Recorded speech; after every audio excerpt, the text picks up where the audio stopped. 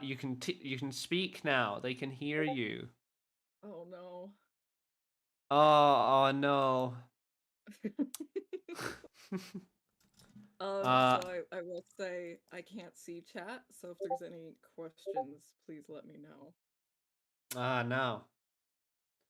I won't. I'm just gonna keep you completely in the dark. Hello guys, how are you doing? Welcome our lovely guest. Chiu. Sorry, I did remember your name. I'm eating a biscuit. Well, I think you're gonna regret your decision after this. I don't think you'll ever invite me on again.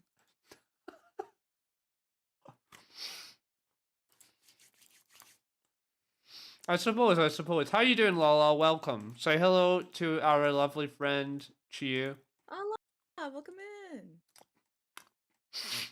You've seen Lala a few times, though, haven't you? Yeah, Lala shows up to my streams. Oh, Lala does? Oh, I thought you said Lala. No, Lala. But I have seen lol in your streams. Yes. Yeah. Lala is on YouTube. Yeah. Lala is one of my YouTube friendly viewers.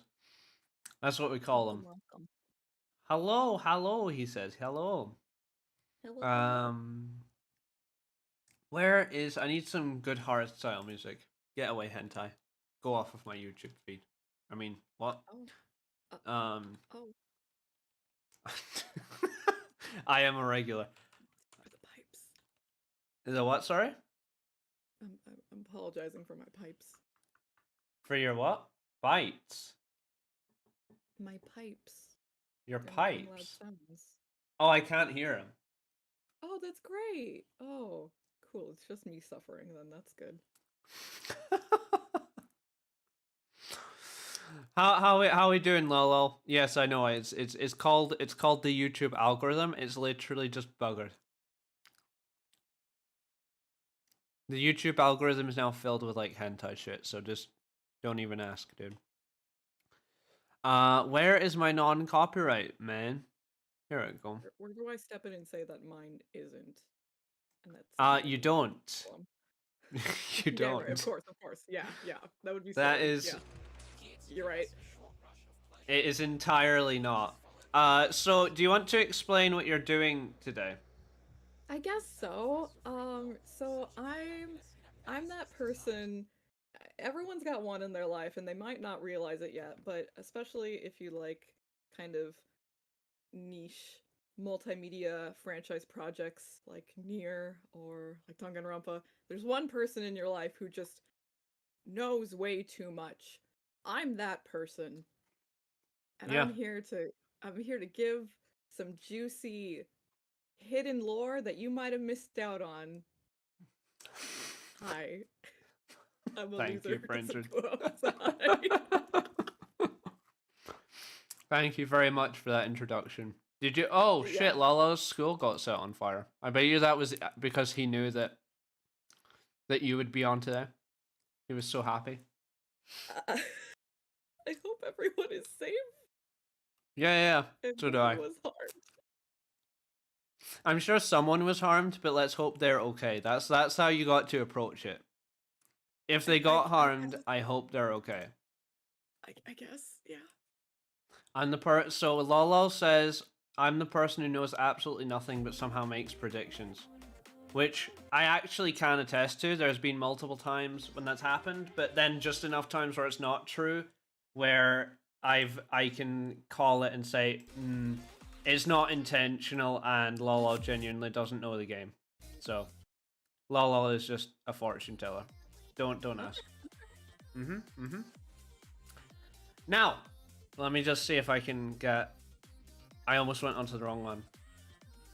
So as you can see, oh, wrong one. I have the wrong tab up. There we go. Here we go. Perfect. I'm the yeah. So as you can see, Chiu is in the chair today. I need to get like Danganronpa music. Is Danganronpa music copyrightable? Probably. I don't know. Shit. Do you think if I run a Danganronpa game in the background and then have that music playing, then I could... That would be fine, right? Yeah. I think I can do that, right? I won't get in trouble for that, surely. You could try. I most certainly will try. As you can see, Chiu is a master of the knowledge of this kind of game. I'm not even going to try to understand. Wouldn't it lag? No. Because Danganronpa... Oh, the music wouldn't lag. No, the music wouldn't. But let me see. I'm actually just gonna launch Danganronpa 2 and let it run in the background so we have music. That's actually what I'm gonna do. Sounds good. Sounds. And technically, I'm playing a game. So there is no breach in. We're breaking the matrix, man. While I get this started, is there anything you want to start on terms of like describing your little picture there? So, is this an inside joke? Dispair? Despair. Dispair? Despair, yes. Despair. You know, the pair. It's like despair. Okay, alright, okay. Good. Wait, did I misspell it? Look at your game! Look at the game you're streaming! Is it DISPAIR? Despair, yeah. Oh, no, I'm just illiterate. It's fine. Don't even I worry. noticed you said it, like, everywhere. I'm like, is it a joke? Is it a meme? I don't know. No. I'm just illiterate. Also, hello, sexy goober. Welcome. As you can see, we have a friend on stream called Chiu. Yeah. She is going to explain to us why Danganronpa is her favorite game ever, and she will be accompanying us through Ultra Despair Girls. Hola! So, what I'm gonna be doing today, there are a lot of side Danganronpa novels, and some of them are just to kind of fill in some minor plot devices that didn't get discussed in the games, and then some of them are just, this is more content, and if you don't read this, you're going to be very confused on certain aspects when you move forward in the games, and sometimes you'll just like one of the games just opens with huge spoilers if you did not do these other things. Ah, so that's we're gonna be cool. covering the most important. Like, there's plenty of this side content that you can skip and it's not that big a deal. But we're gonna go over the core, most important aspects that 2 novels in particular covered. There's It's a lot of so side cool. novels. There's like 6 side novels dedicated And to this is why she's doing it. yeah, because I obviously I hate Danganronpa, obviously.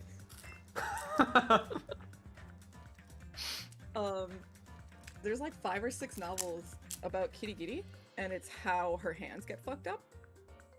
Why she's always wearing the gloves. Oh.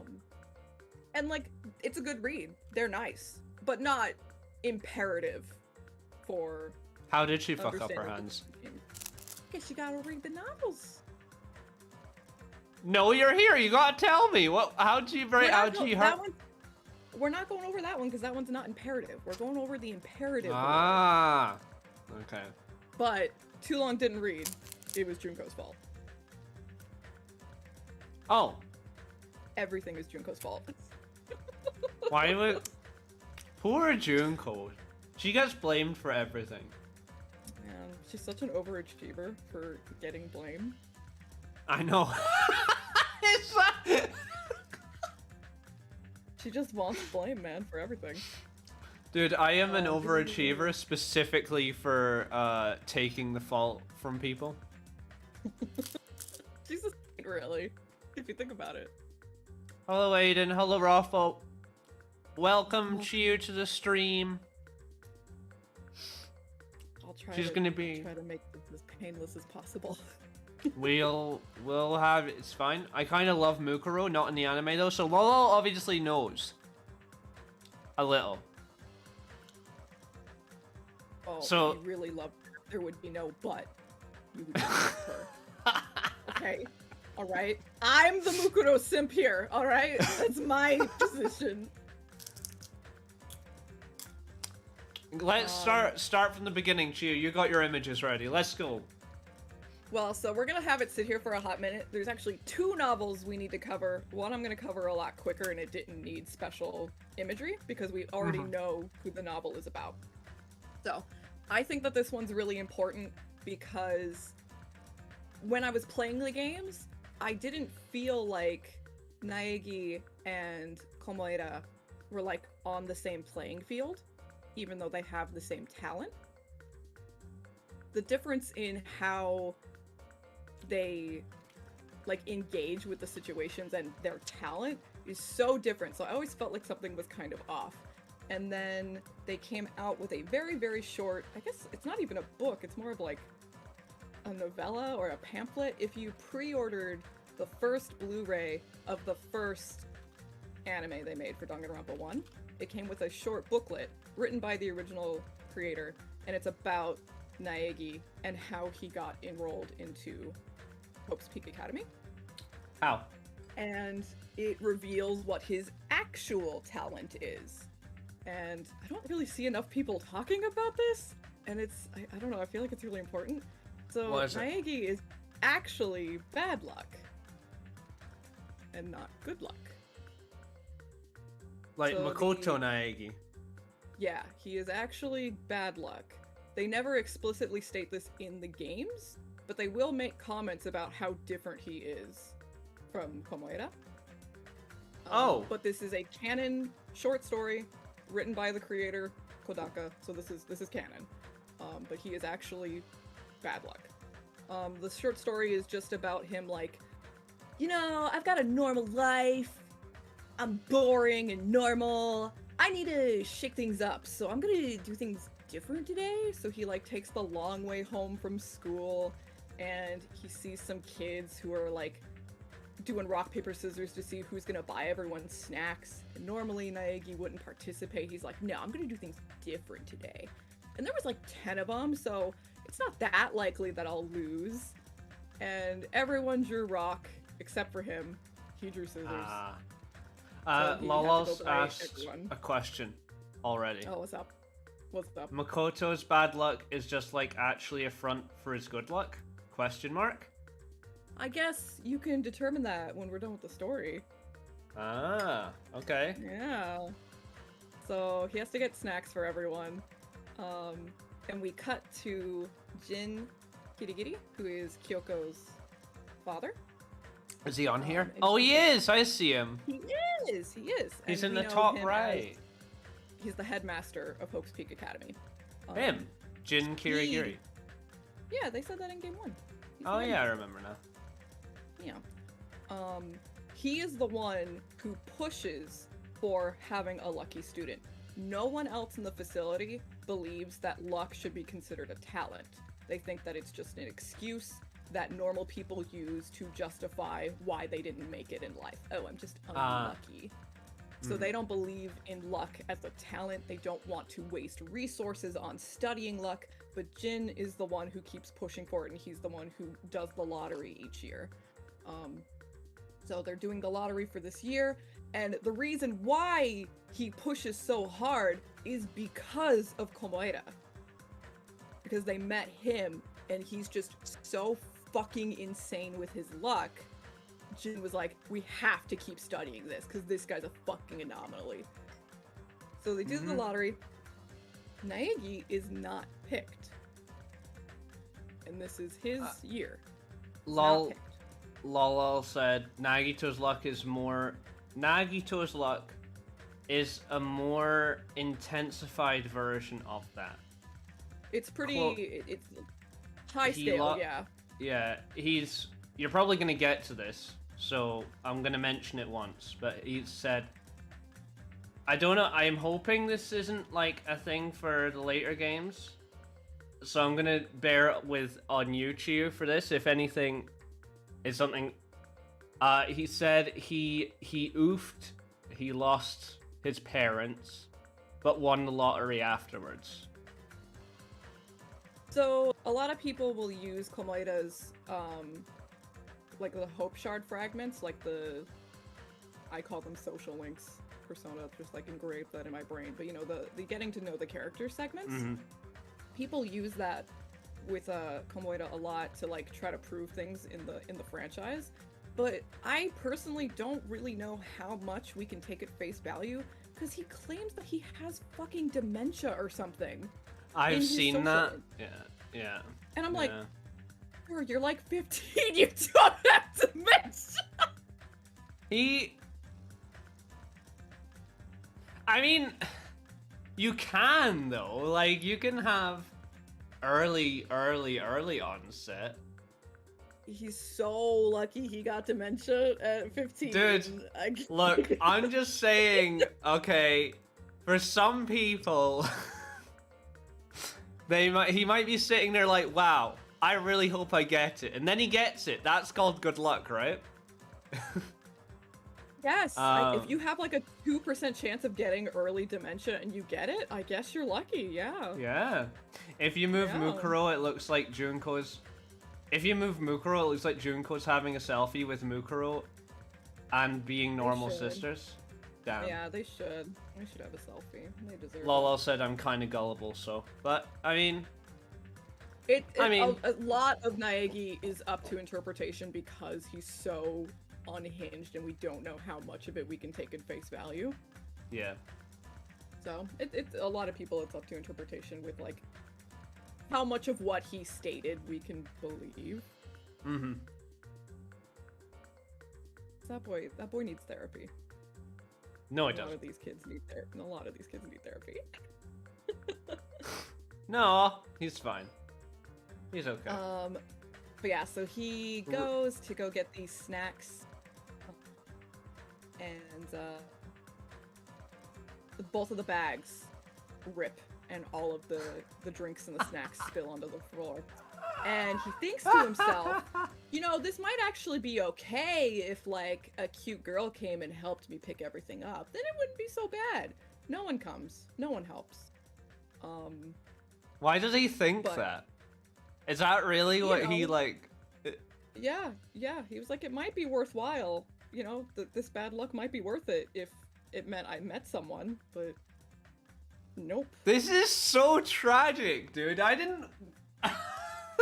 So he's gathering everything, and he realizes that, okay, I think I've got everything, but I definitely have less than what I started with. I haven't found everything.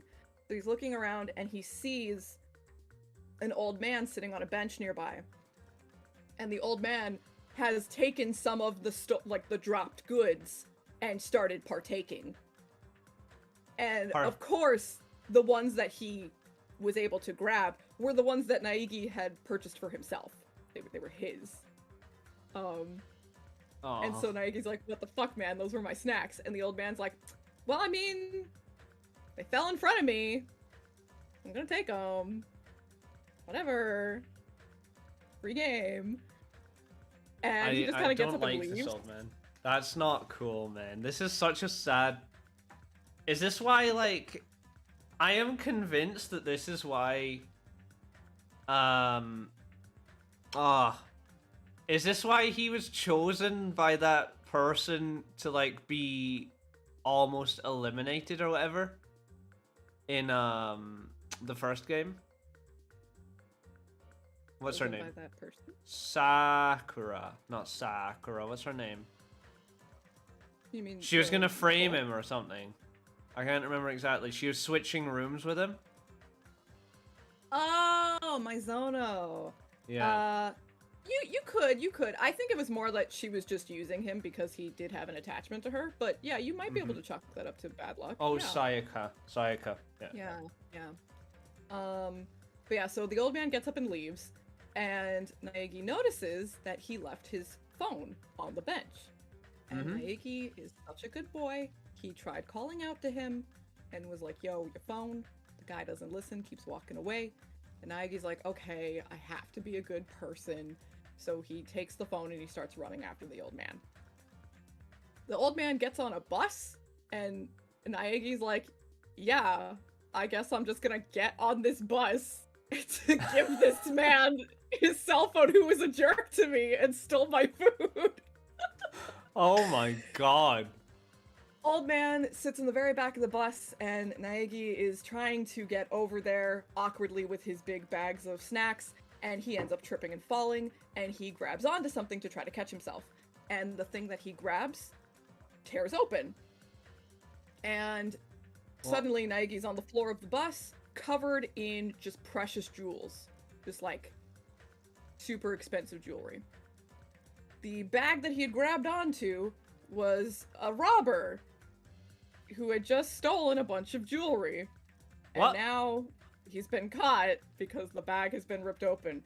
So the guy immediately takes out a knife and, you know, he basically turns the bus into a hostage situation because Naegi what has outed the him. fuck?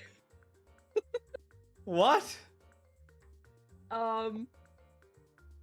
And so Naegi's got a knife at his throat, and he puts Naegi down in the driver's seat to use him as, like, the main hostage. And he has all the other passengers, like, gather the jewelry up for him again. the old man apparently was a kendo master and tries to like knock out the robber. Yeah. And then He Naegi, seeing dies. the old man put himself in danger like that, he's like, I have to help the old man. I can't let him fight this robber and die.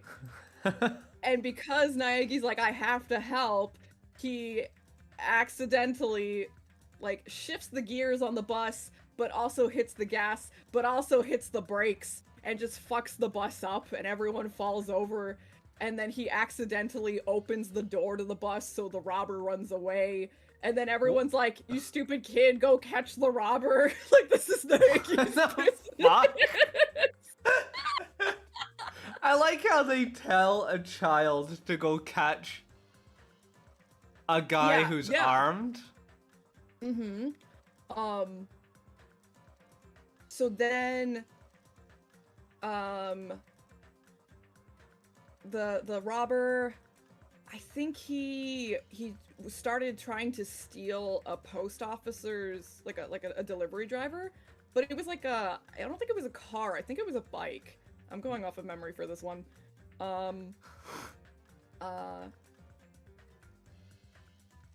Yeah, I think it was a bike, but like it had mail on it, and Naegi tried chasing after him, and he like slipped over his feet, and his shoe fell off, and the shoe fell in the road, and then that made the robber swerve to try to avoid hitting the shoe, and that made the bike crash and explode, and it set all the mail on fire, and one of the pieces of mail on that bike was the letter that was gonna go to the person who did get picked for Hope's Peak Academy. But it burned. And so... What the fuck? That person never got their invitation to Hope's Peak, and Hope's Peak eventually... They didn't just, like, not get a response from this person, they, like, found out that this happened. They, like, knew. I don't know how they knew, but they knew. They're like, ah, yes, the letter we sent was on that exact bike, and it blew up, so now they're not gonna get their acceptance letter. So they hold another good luck lottery, and this time, Naegi is the one who is drawn. Mm-hmm. Do they just pull from everyone in the world, or do you need to apply? You have to be a high schooler. You do not apply. That is very explicitly stated. You cannot apply to Hope's Peak. So they just do a lottery of all high school students. Everywhere. Everywhere. Because, like, we have, like, Sonia, right? She's not from Japan. So it is literally every high school student ever. Worldwide. Oh. Yeah. And yeah, every time there's been a lucky student, they've been Japanese. Well, that sounds like discrimination to me, but what do I know? A little bit, right? But yeah, Naegi gets his letter of acceptance to Hope's Peak Academy, and he's like, oh man, my normal life is finally turning around, this is so great, I'm so lucky, what the heck? And then it cuts to, like, a third-person narrator saying, like, but we know what happens to him once he goes. Oh, fuck off. Is that why? So, like, in the long term, it's actually really bad, because we know that when he enters it, I remember it's like, you enter the school, and then it's like, whoa, I can't remember anything, and then you just wake up amnesiaed. Yeah. Can we really call this good luck, knowing everything that happens to him after he enters the school? So that was like a little short. Extreme form of, like, bad luck ever, to the point, like, do you know The Sims 3? I mean, or I Sims know of 2? it, but I've never played. Do you know the bad luck trait? I wonder if Lala knows this. Basically, the bad luck trait is bad on the surface, because, like, you'll die from, like, electrical, like, if you're tinkering with things, you have a much higher percentage odds of, like, I love Sims 3? Okay, lol, knows then. You have a higher percentage odds of, like, dying to electrical, to, you know, electrocuting yourself, or burning, or anything, because of, like, fucking up food, or food poisoning. But if death comes to you, he'll see you have the bad luck trait, and then he just brings you back to life and says, aww, fuck it. And that is actually why it's a super OP trait. I think he has that. He basically has that trait. Like, if he died, death would come to just bring him back to life. Yeah, I think that's pretty accurate. I think I can agree with that. Yeah. So that was the little Naegi short story about what his true talent is. It's Bad a luck. wacky little side story, but I like it. But now for what we're really here for is Danganronpa 0. And this was 2 books. Yeah. This is like the prequel to all Danganronpa. This is before everything we've encountered previously. Like, this takes place before both Game 1 and Game 2. Takes place before Despair Girls. But it's super, super important for once you start watching the anime. Like, this is a must before going into the anime. So I had read these on my own previously. They are super, super good. I highly recommend them. There are fan translations online that you can find. But basically, I've done a summary. I've broken it down chapter by chapter, and I'm not going to go off of memory. I'm just going to read what I wrote out. Yeah. And so I have images of all of the characters that appear in this book. I have their name, and then if they have an ultimate ability, I have written ultimate, but I have not written down what they are yet.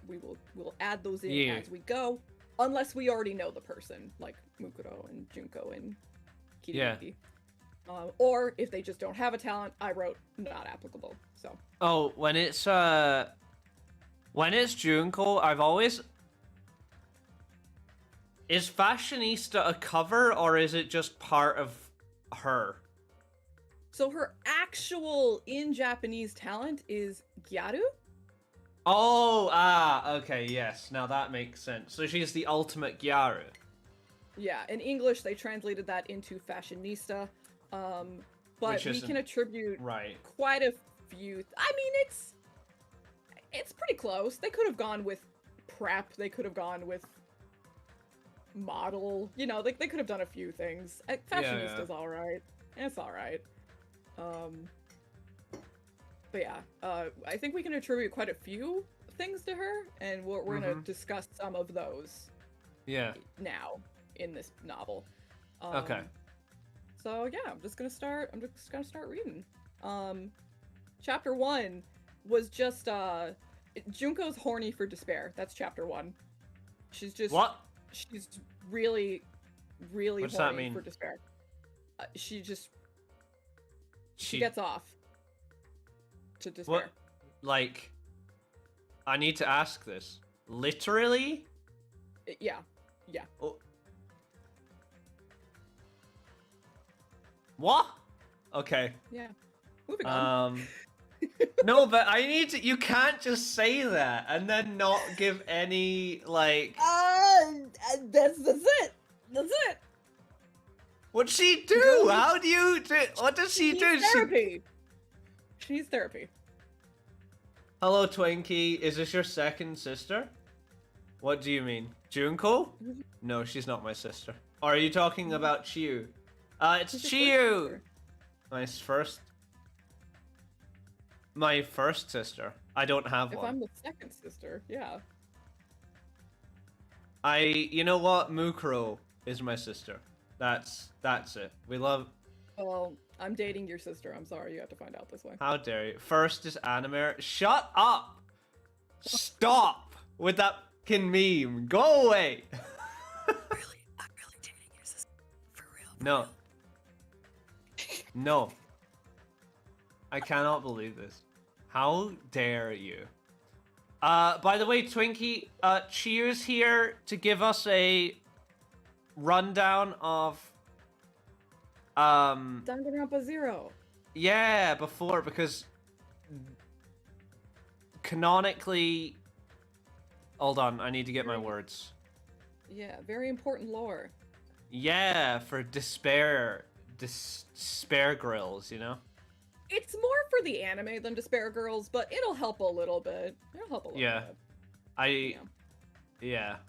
Yes. So, Twinkie, if you're wondering why I'm not playing it the second, that's why. That's why I got an image up as well. I'm having a little book club meeting. Book, yes.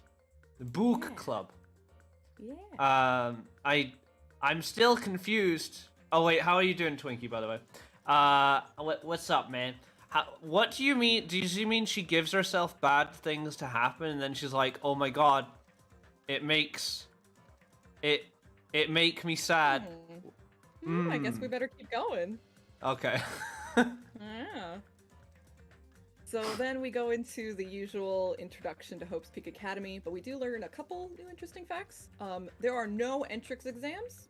They find them useless since everyone's strengths are so different from one another. Some kind of like standardized test wouldn't really show the strengths of these very individual people. Yee. We also learn that the teachers are more like researchers. They're all studying human talent, and they're the ones who research who is worth being scouted for the school. We're brought into a private meeting in the faculty room, and every single faculty member is present. There is more than 300 of them. So lots of people work at this school. We have Jin Kirigiri, Kyoko's father, is the one holding the meeting. He's discussing the decision for the rest of the faculty about covering up the event. Apparently, the decision I thought was the made event. by the... I thought the event. Hold on. I thought the event was that when someone murdered someone? I need to remind myself. Or is that a different thing? We're just calling it the event for now. Oh, right, okay. We're gonna leave it at that for now. Lol, if you ever go to Chiu's channel and you do a water thing, she has a very funny soundbite for that. Water and water. Water and water and water. Water and water, water. Top tier. Top? Yeah, it is, exactly. Yeah. Sorry, I didn't mean to interrupt you. Go on. Hey, you're good, you're good.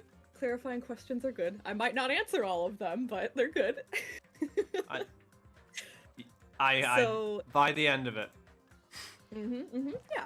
So the decision to cover up the event was made by the steering committee. We got that picture there at the bottom left. Okay. I'll give it a quick zoom in. I'm gonna give her a zoom in. They show no interest in helping Jin give this news to the rest of the staff. They're just like sitting there watching as he breaks this information to the rest of the staff. Jin is annoyed, but he's not surprised by this. This is like typical behavior for them.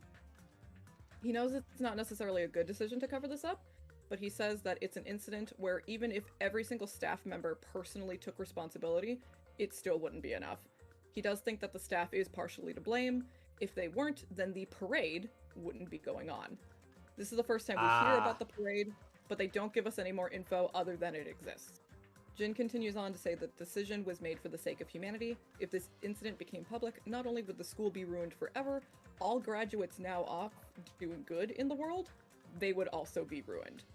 Because the teachers are scientists before being instructors, what they care about most is their thesis, the future that they believe in. They're obsessed with studying talent for the sake of a hopeful future for humanity, and that's why they all decide to cover up the worst incident in Hope Peak Academy history.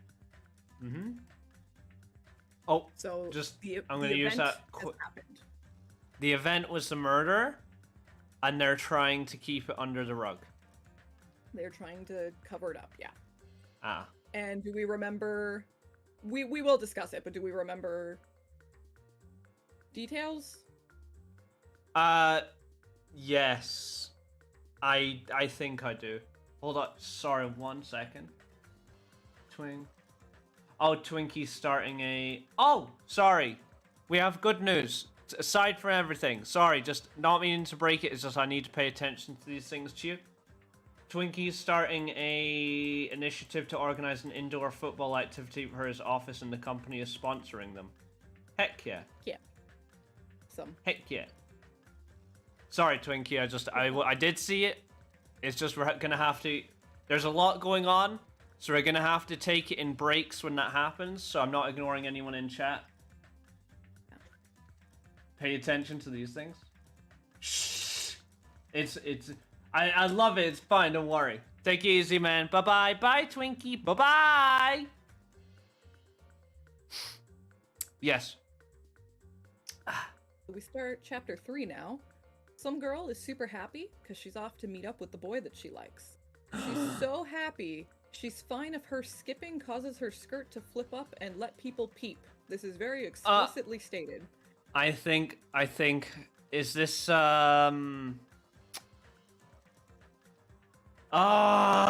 her fucking It name? describes her skipping as obscene.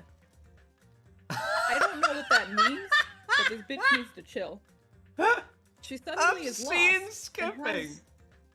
She has no clue where she needs to go. This causes her to have a heart attack. Oh, hold on. Not a panic attack, a heart attack. This book is fucking insane, everyone. Imagine having so much social anxiety that you get a heart attack, you don't get a panic attack. You're obscenely skipping, and then you have a heart attack. Girl. She pulls out a notebook. The Death Note. The last line in the book says, "You're going to the neurology lab," and lists directions on how to get there. She has to constantly check the notebook before she forgets where she's going.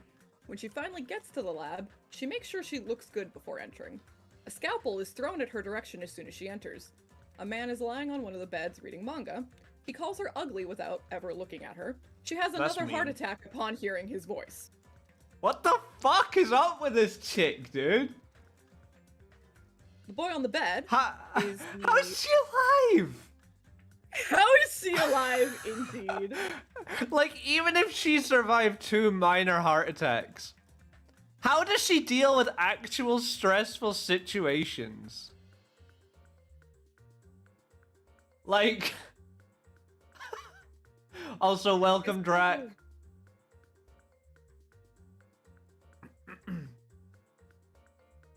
Go on, Chiu. Sorry. Are you changing something? Oh! Yeah. Adding in his ultimate. So Yosuke! Neurologist. Yasuke Matsuda. He calls her ugly a lot. Why? They are childhood friends, and he's in charge of her treatment. He asks her who she is, that he's too busy reading his manga to look up at her. She fumbles for a bit and then pulls out her notebook. The front cover says, Ryoko Otonashi's memory notebook. She calls him out for calling her ugly. I see! You see? I see it! Dude, Ryoko looks pretty. Why wasn't she in the games? Because she's too obscene and she keeps having heart attacks? She just... she dies before the games happen, but not because of Junko, just because of her fucking... Just because of her, you know, terminal, constant, frequent heart attacks, yeah. I have a condition, it's called constant heart attacks. What do you mean? It is what it is. Constant heart attacks. She calls him out for calling her ugly, and he suddenly closes the manga and gets super close to her, questioning if she remembers that. He hooks her up to a machine and starts analyzing her. She has to write everything happening down in her notebook or she'll forget it. Yasuke explains that there's something wrong with her hippocampus, the part of her brain that stores episodic memory. Essentially, she remembers how to ride a bike, but can't remember how or when she learned. So this notebook is her lifeline now, and this is how she manages to still function by constantly rereading whatever she enters into it. She's had problems with school, though. Lol said she'd drop dead if she accidentally said you two to the waiter. Oh, absolutely. Oh, you know she would. By the way, Drac, Chiu here. Hello, welcome back so much to the stream. I haven't seen you in ages. Is going over some lore to do with Danganronpa before we go to like deeper Despair Girls and then Danganronpa 3. So or Danganronpa V3, because I know that Danganronpa 3 isn't canon, or it is canon. I don't know what excuse me. Danganronpa 3 are 2 different anime. They are very canon. They are very, very important. You will watch them before playing V3. You don't have a say in the matter. You cannot play V3 Dude. until you watch 3s. So let me ask, okay? Do you think it would be viable if you and I did a watch-along stream of the animes with chat? Yeah. That's it. Okay, chat, we're doing that in the future. Anyway, sorry, didn't mean to interrupt you. Sorry. No, you're good. The lore. I will keep you on the right path. Don't you worry. But Yes. it's very important that we stick to the order of events here. Yeah. I've already pissed her off enough times. It's alright. Just. Anyway, yes, Ryoko Atenoshi.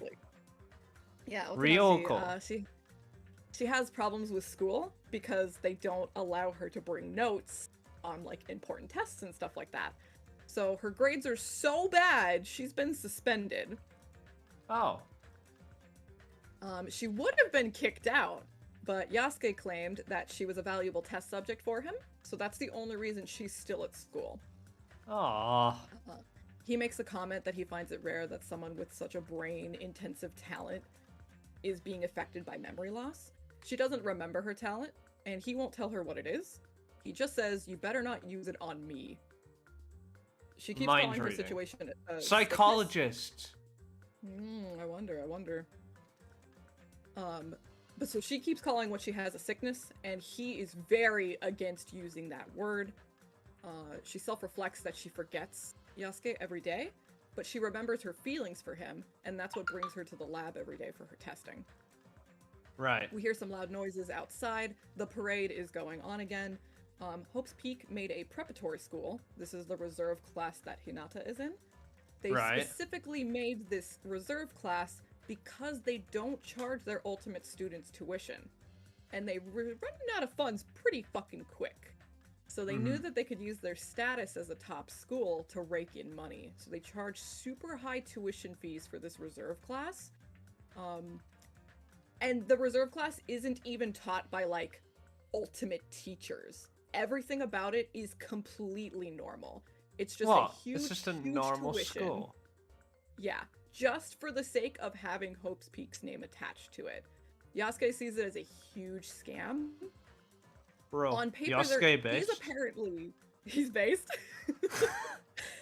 There is apparently a process to try and transfer from the preparatory to actual Hope's Peak, but no one has successfully been able to as of yet.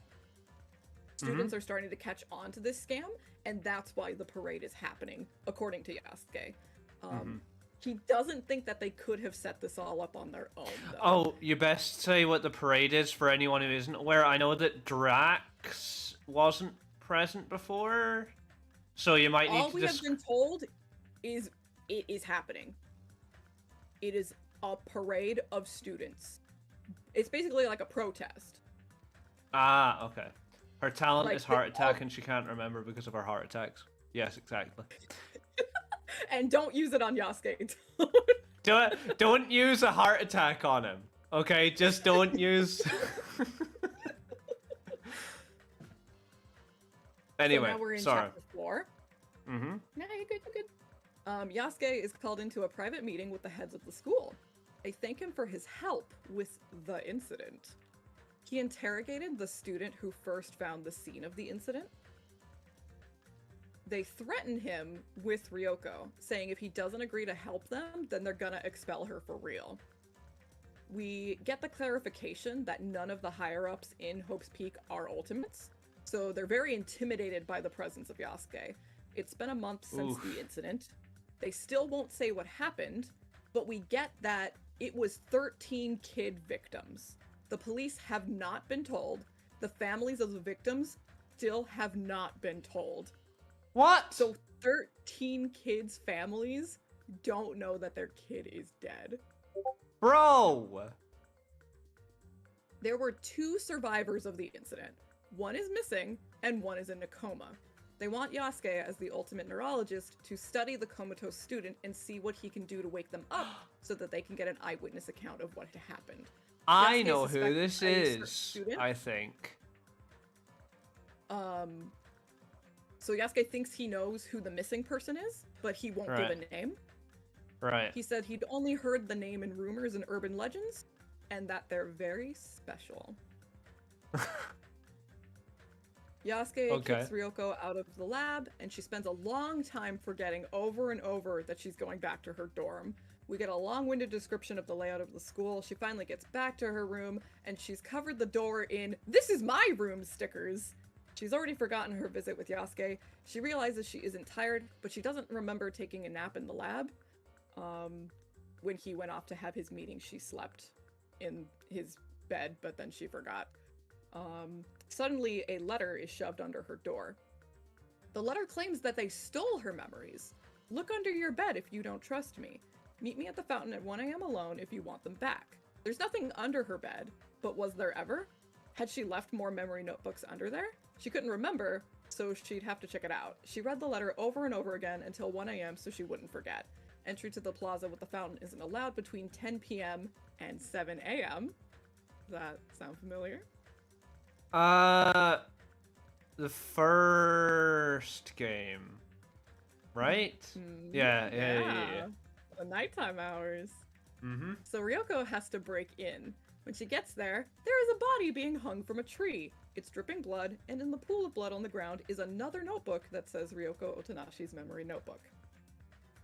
She screams, right in her notebook, runs, forgets why she's running and screaming, reads her notebook, starts running and screaming again. She does this over and over till she makes it to Yasuke's room. He's not home though, and he won't answer no matter how much she screams and knocks. The next door room over opens up and a very small child comes out, and even though he's talking, Ryoko doesn't know where he is. He says that that's okay, that's just how he was born, he has no presence.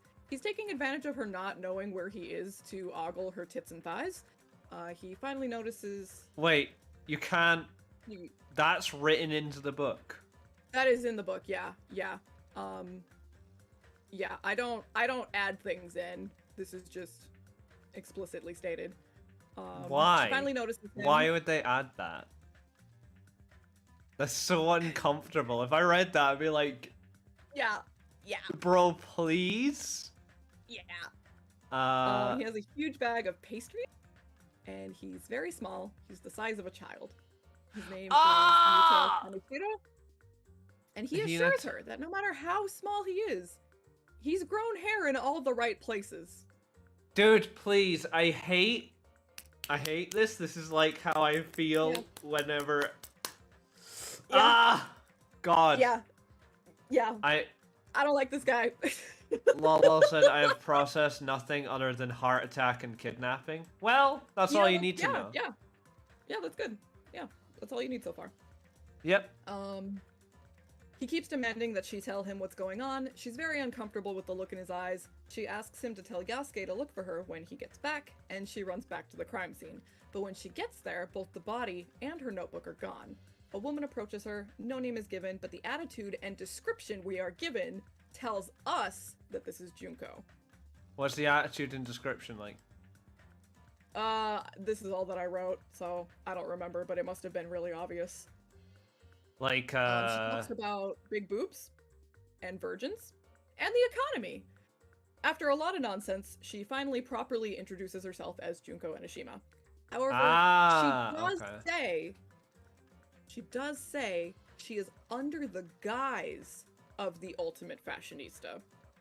This is how she introduces herself to Ryoko. She takes credit for slipping the letter under the door, the one who took her memories. Junko also now notices that the body is gone and is pretty frazzled by this. She makes fun of Ryoko, saying forgetfulness has its limits. Ryoko asks why Junko knows that she's forgetful. Junko stutters and changes the subject. Back to the missing body. There's definitely a body here. I killed it, so I know for sure. Ryoko tries to run, Junko stops her, and goes on a rant about why no one knows we can cook instant ramen for 3 minutes, we just do it because that's the way it is. It's the same with Junko. Everything in the world belongs to her, and that's just the way it is. Junko declares the man she killed was one of the higher-ups, like one of the highest up on Hope. Oh, so she actually eliminated one of them. Okay. Yeah.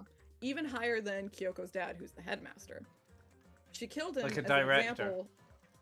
Something like that, yeah. it was an example to be made to the rest of the staff for trying to cover up the incident. Suddenly, a man who looks like Orochimaru shows up, introduces himself as Ishiki Madurai. How? Why did you write introduces himself and then looks like Orochimaru? Did you? What about it? Look at him! What the fuck are you talking about? Hold on. Let me see. Okay, No I see. No resemblance. It's the snake tongue. That's all it. That's what it does it for me. The snake tongue. Yep. He's here for Junko. He's been looking for her since the incident, and seeing Ryoko with Junko, he decides that Ryoko must be involved as well. They fight for like 4 pages. Junko's just messing around, but she kicks his ass and runs away. He turns his attention to Ryoko, starts to attack. She gets so overwhelmed by her desire to see Yasuke. She has a heart again that attack. She randomly. Was I right? She gets so overwhelmed by her desire to see Yasuke again, she randomly opens her notebook to a page that has her talent on it. She doesn't tell us what it is. She seems to have a good grasp on Ishiki's fighting stances and mannerisms, so she finds the perfect opportunity to start running away. Ah. We switch suddenly to Ishiki's perspective, so now we are Snake Boy. And he is determined to get revenge for the incident. There's someone he still needs to protect, he states. Okay. He also gets a letter that said Junko would be in the plaza at 1 a.m., which is why he showed up. He's trying to chase Ryoko, but every time he almost has her, she dodges perfectly at the last second. It's freaking him out, because she's not even looking at him. Her eyes are glued to her notebook. It's like she knows what's going to happen before it does. He gets so freaked out that she has like some kind of precognition or something that he stops chasing her, and then we switch back to Ryoko's point of view. He probably thinks I have precognition, but this isn't a comic. I'm just predicting. She reveals that her talent is the super analytical proficiency. So most people psychologist. say, like, well, most people say analogist. Analyst. Analyst? Analyst? Wait, analogist? Analyst? Analyst. Analyst? You analyze Oh, data. That's probably it. I don't fucking know how to spell. That's okay. Don't worry. We know that he sucked now compared to her. But because she's an analyst, she can't do anything if she doesn't have data to analyze. Right? There's a Y. So- That's what it is. There's a Y. It's analyst Instead of with an a I? Y. Yeah. Sure. Sorry, I'm not trying to be rude. I was just thinking. No, I'm dumb as fuck. No. Go on. So she has to write down everything in her notebook as it happens to her, so that she can then analyze it and predict what she needs to do to avoid him. Right. She decides at this point that Junko messed around for 4 pages to fight Ishiki to give her data to study about how he fights. Ah. Oh. So Ryoko is under the impression that Junko knows what her ability is and wanted her to analyze Ishiki. Okay. But Oh, this right. is just Okay. Ryoko's opinion. This is just her perception of things. Might not be true, but that's the impression Ryoko got. We've got an older chatter here. My name is Celestia Ludenberg. Best girl.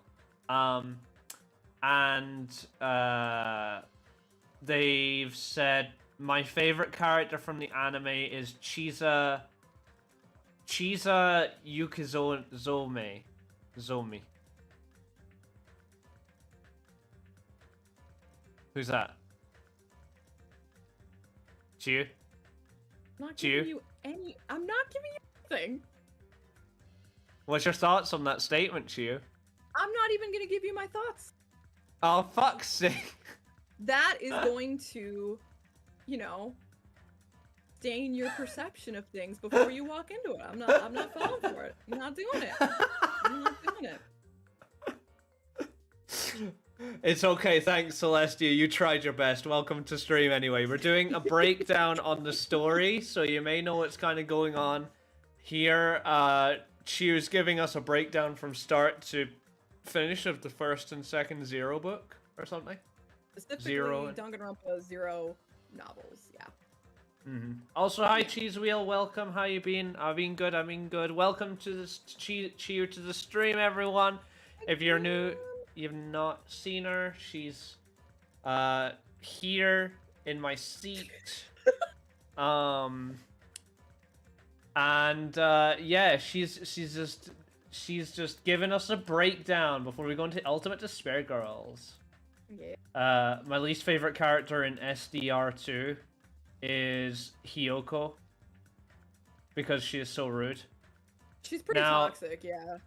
But she's always been toxic. Like, she is always toxic. Like, she is toxic on a stick, dude. She's consistent. she is consistent in her rudeness. She is what she is. You know, can't argue, I guess. So, we go back to Ishiki's perspective. Yes. He has decided that he needs to take her notebook away from her if he wants to win. Oh no. So he chases her to some supply shed where she threatens to blow them both up. She tricks him and flattens him under paint cans and shelves of shit.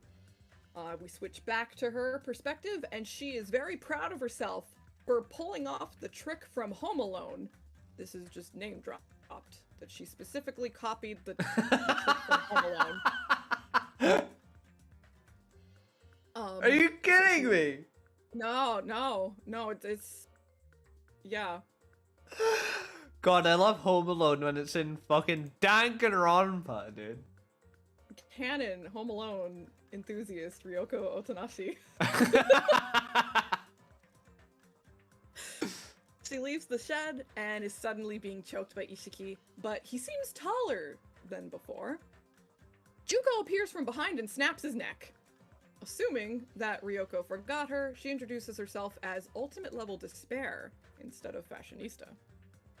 She plays with Ishiki's dead body a bit, then decides to let her What the fuck? Hold on, she plays with his dead body? Yeah, Junko's just built different. Built fucking different. She's... How do you play with a body? You start poking it with a stick. She probably plays a lot of Skyrim, right? You can fuck around with the dead bodies, right? Starts putting like buckets on their heads. Yeah. So she decides that her sis can clean up this mess, and she takes Ryoko back home. Chapter 12 starts. Ryoko wakes up tied to a bed. Yasuke has tied her to the lab bed where he studies her. He's under the bed that she's on, doing mental exercises to make himself not so mad at her for going missing last night. What? Yasuke? Yasuke, yeah. So she's tied to a school nurse bed, basically, Ew, and he's under it. Oh my god. Doing mental exercises. Yeah, whatever that means. No, bro, that is... I forget that the Danganronpa series is genuinely weird. Like people are not normal weird. in it. They're not okay. They all need therapy. Like, my name is Celestia said, hey, Byakuya messed with Chihiro's body, in the first game, and then also Drax made a very good point. He said it depends on how large the body is. But if you look at Ishiki's body, that's a lot to handle. Yeah, that's Maybe she was just playing with his hair. A lot of it. Yes. So he starts telling her a story from when they were kids about how she was building a crazy sandcastle that took her a month to build, and everyone in the neighborhood couldn't believe how amazing it was. Just before she finished, it was destroyed. Yasuke tried tirelessly to find out who did it, but he couldn't find any leads. And after a few days, Ryoko approached him laughing, saying, "I was the one who destroyed it. I did it on accident." He sees inside her notebook and sees the parts about the dead body in Junko, and he tells her that she must be getting lonely and put fake stories in her journal. She says she has to believe in her notebook, or else she has nothing. He tells her to only believe in him. If she really had found a body, the school would be in an uproar, so just believe in him. He leaves because he has to go treat another student, but he leaves her tied to the bed. This is really... Everything is so hypersexual in this series sometimes, I swear. Yeah. Like, some stuff in it is genuinely, I hear it, I'm like, oh. Don't worry, it gets worse. Yeah. The hair would make it much easier to move like a puppet. Actually, yes, just tie it to, like, make a big, like, cross. And, you could use turn Ishiki into... Sorry. Go on. She tries sleeping, but eventually notices that the ropes are untied. She does not know why or how. It was Yuta. He's been in the lab the whole time, but no one realized he was there. Ryoko calls him a peeping Tom. He argues he may be a pervert, but he doesn't peep. He introduces himself as... Oh, is this the dude from earlier? Yeah, unfortunately. Oh, he's fucking disgusting. You. As the ultimate secret agent / spy. He harasses her until she reads her notebook to him, and he's surprised to hear Junko's name.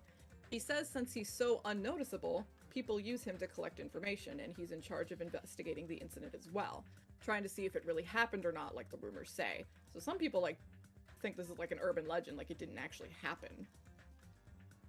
We finally get some solid info on the incident, though they are just rumors. So the rumors are that 15 Hope's Peak students went missing, and then 13 of them turned up dead.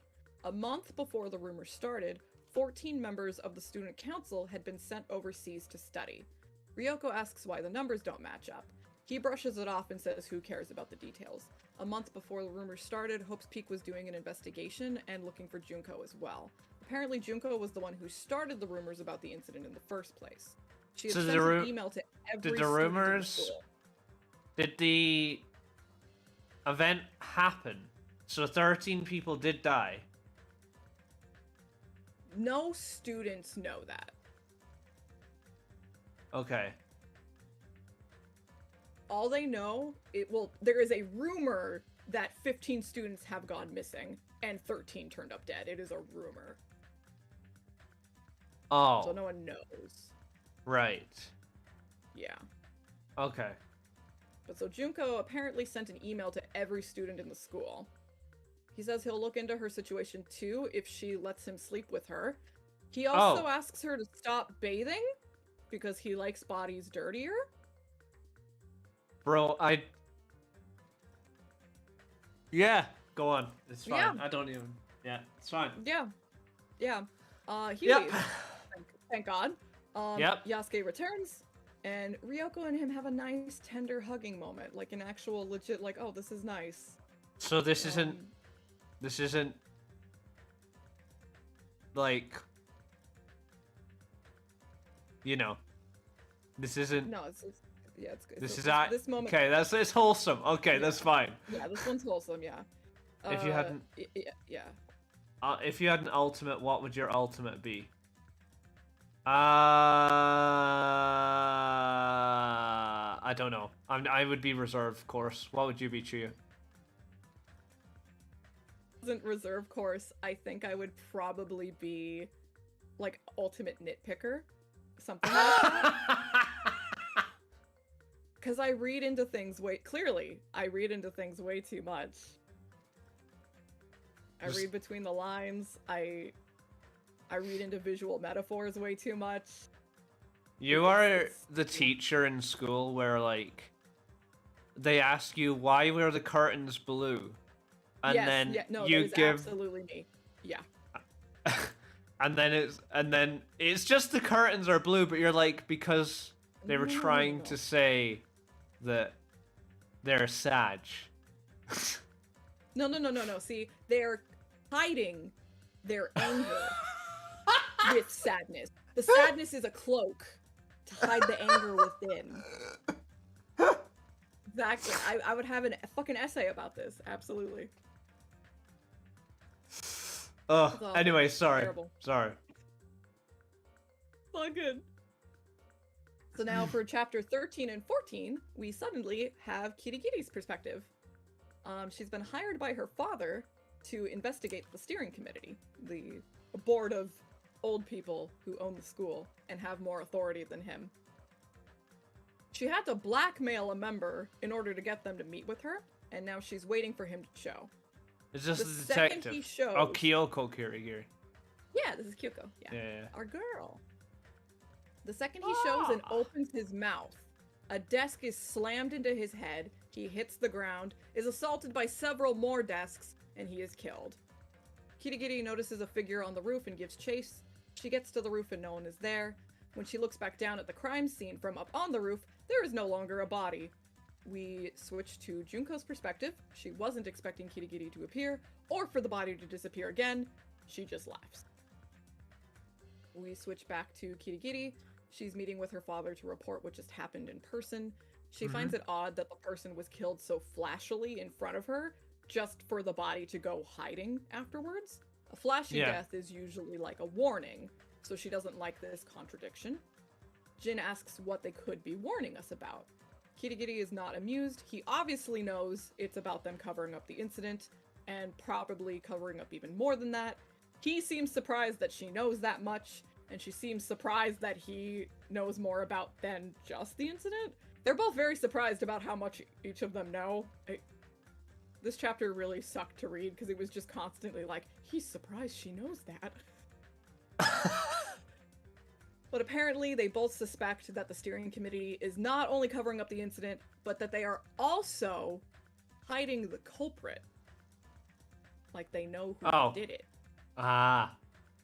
She has some more daddy issues and she gets pissed with him and there's awkward silence. And then she breaks the silence with, it was Izuru Kamakura, wasn't it? And he is once again surprised she knows this much. But Hola, she only Temiya. knows the name. Yo, daddy issues? Temiya just said, yo, daddy issues in capitals? Daddy issues? Oh my Whoa! god. Oh my god. Temiya, this is Chiu. Give a warm welcome. This is Chiu. She is, I was gonna say colleague, but that sounds fucking weird. My friendo, my Tama, I forgot the Tamagotchi? word. I'm your Tamagotchi? I didn't What the fuck, realize man? I meant to say. That's fucking Wait, weird, man. no, I meant to say Tamagotchi. Oh, Is that the right? I meant to say friend Tomo. here, and I forgot. Tomo. Tomodachi. Tamagotchi. What the fuck? That's fucking weird. Hello, Chiu. You look silly. What do you mean? Look at her face. She's fine. This is just my actual face at any given point in time. It's very She accurate. just spontaneously has a stroke whenever she talks. A heart attack, please. She's giving us a breakdown of Danganronpa in terms of the books. Zero, and then Tomodachi. It took you that long. It took you that, which is really embarrassing because I'm learning Japanese. So I don't know the word for friend, but I know how to say gojiso sama deshita. I know how to say thank you for the meal, and I don't know how to say friend, which is very stupid. Anyway, moving on. So, Kirigiri knows Izuru's name, but she doesn't know anything else. She doesn't know who they are, their gender, anything. And Jin will not tell her. But together, they determine that the culprit must be someone who is looking for Izuru. So the person who killed the guy with desk must be looking for Izuru. Kirigiri has some more daddy issues and then leaves, and we switch back to Ryoko's perspective. Ryoko has a dream about Dragon Ball Z, and then wakes up to Junko barging Why? into her room. Why do they even? Why do wish I they could tell you. include just random series into it? Like, I wish I don't know. why would you include Dragon Ball Z in it, dude? Fucking. She's a big fan. Is this Kyoko? The one that I know? Kyoko. Ryoko. Ryoko. Yeah. Oh, to be fair, would she also have a dream about? She had a dream about something else too, which was also anime related. What was it? Well, she's obsessed with Home Alone, and she's the opposite of you. She knows her. She's like really well versed in pop culture. yeah, exactly the opposite. She's- Yeah. So if you don't know, Chiu doesn't know who Eminem is, but that's a whole other. I mean, it's a delicious candy, and one of them is far too sexy. Like, it's unacceptable how sexy one of them is. Talking about the green one. The girl, or is it That's the? your taste. That's your taste. Yeah. I don't Sexy even is know. relative. Mainly because I was a Tamagotchi life kid. What was Tamagotchi? Tamagotchi. It's a very Tamagotchi good life. game. It's super silly. It's an excellent game. Okay. We got a Tamagotchi life kit here in chat. So. It's super good. Super good taste. Excellent game. Anyway, sorry. She after dreaming Junko- about Super Saiyan. Go. Yeah, she had a Super Saiyan dream, and Junko barges into the room. Junko tells Ryoko that she's involved in all this, even if she doesn't remember, so she's here to give Ryoko 2 hints. 1, Junko's goal is to crush the school's hope, Izuru Kamakura. 2, she wants to kill the beloved darling Yasuke Matsuda. Junko leaves, and Ryoko races for Yasuke in a fury, and this ends book 1. So now we can move on to book 2. Before we move to book 2, is there anything? We'll just check messages here. I love Tamagotchi life. I was also a Miitopia kid. And a Leaf Green kid. Heck yeah.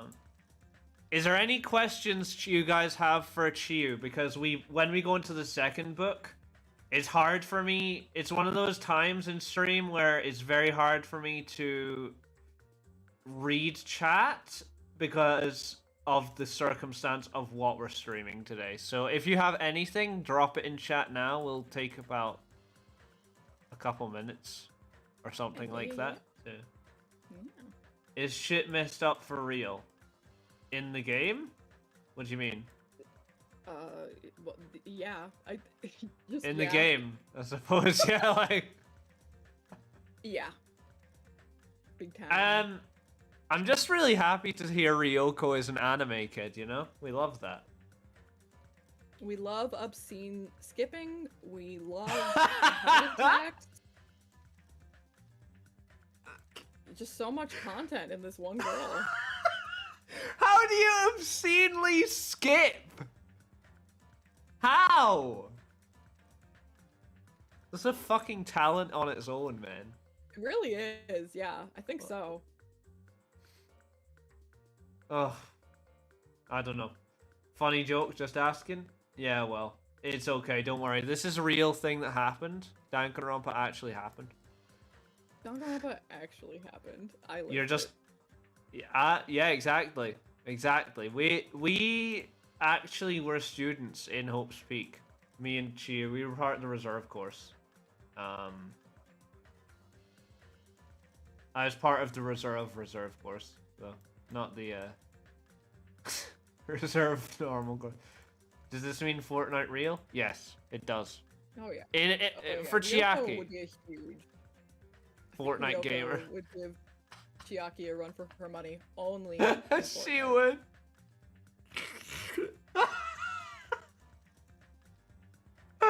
Anyway. Headcanon though. No, that's it. That's it. I don't want Ryoko to die now. I love her already. All right. Well, let's keep going. So the first chapter of book 2 starts with a flashback. We are flashbacking back to that sandcastle scene that we were talking about before. So Yasuke and Ryoko are children. Okay. Yasuke is mad that Ryoko lied to him about who destroyed it. She says she didn't lie, She just didn't mention it. She made the sandcastle because Yasuke hadn't been leaving his house lately. She thought if she made something amazing that made the whole neighborhood abuzz, he'd come out to see it. They have an argument about him pretending to not be sad, and we learn that his mother just died recently. He claims to be Oh my relieved god. about it, What the fuck? since whatever disease she had, it caused her to forget who he is. So he had to pretend to not be her son in order to avoid stress and arguments. He thinks the doctors didn't try anything to cure her, and he gets his resolve here to become a doctor who could have cured her. Right. Ryoko makes a comment that if she forgot everything in the world, she still wouldn't forget Yasuke. Even if she did, she knew he'd be able to cure her. Yasuke finally cries. It's a very touching scene. It's very sweet. Aw. And it's funny because after years he's not done it. He's at Hope's Peak. He's learning. He's learning right now. He's learning, but he took away on his her way- memories, man. He took away her memories, dude. Oh, you think he did it? Oh. Yeah. Damn. All right. I like the theory. All right. So now we switch to Yasuke's perspective, present time. He's going somewhere with a physician, and he thinks to himself that he wants to protect Ryoko. He needs to keep going forward. And then he corrects himself. He needs to keep falling down. Huh? Yasuke is taken to a man on a bed whose eyes are open but is not moving at all, not even blinking. This is Murasame Soshun, the ultimate student council president. That's such a shit ultimate. No comment? I know. It is a shit one. Hi, Sexy Goober. How you doing, man? Welcome back. All right. What kind of benefits does that give you if you're the ultimate student president? Like, So you would be a good leader. You'd be good at, like, organizing a group. You know, you'd probably make for a good president of a company eventually. now, I disagree with that, but go on. So this is our comatose student. This is the survivor of the incident who is now in a coma. Oh! Mm-hmm. Mm-hmm. Oh! Oh! Yeah. It makes sense! Yeah, Oh! so this Okay. guy's a big deal. Big deal right here. Yosuke Matsuda, ultimate piece of shit, says Tamiya. So Damn. Tamiya doesn't like Yasuke. That's okay. I believe he took Ryoko's memories, so. Oh, now it's him. Now it's him? Huh? Wait, are we saying Yasuke's a piece of shit or Murasame? No. I think Tamiya's right in saying that Yasuke is a piece of shit because I think he Gotcha. took Ryoko's memories. Just a forewarning for anyone in chat. If you have played past Game 2 and you've watched past Game 2, Jams has not, so let's keep spoilers out of the chat. Please yes, and thank you. Please and thank you.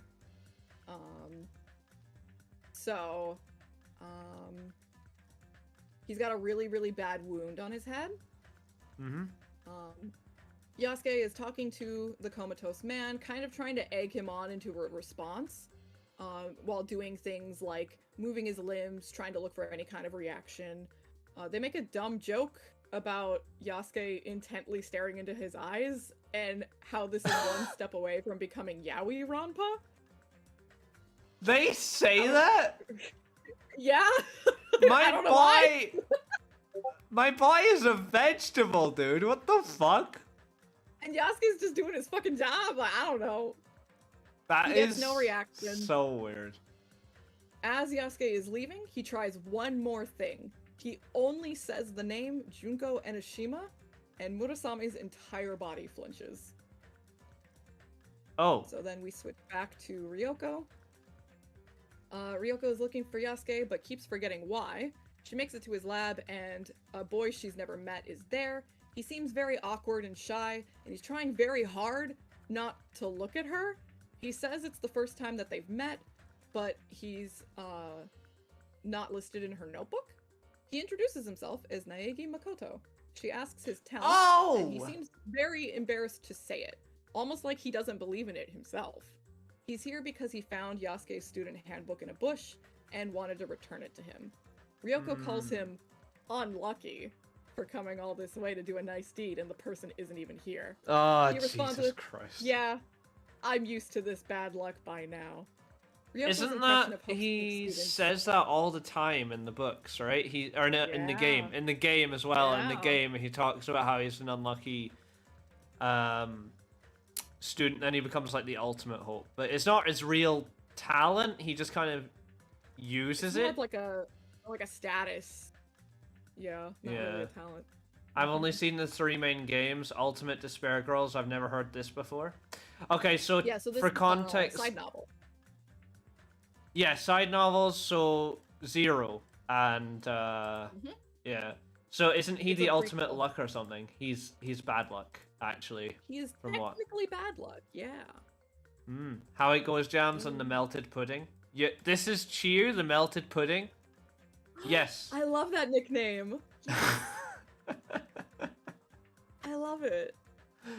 Chiu is here to give us a rundown. If you guys, we're not going back to describe everything now. By the way, if you're an hour and 25 into this stream, feel free to stay. But we can't go back. It's too late. The train's late, already too late. left. It goes well. It goes well. What about you, Chiu?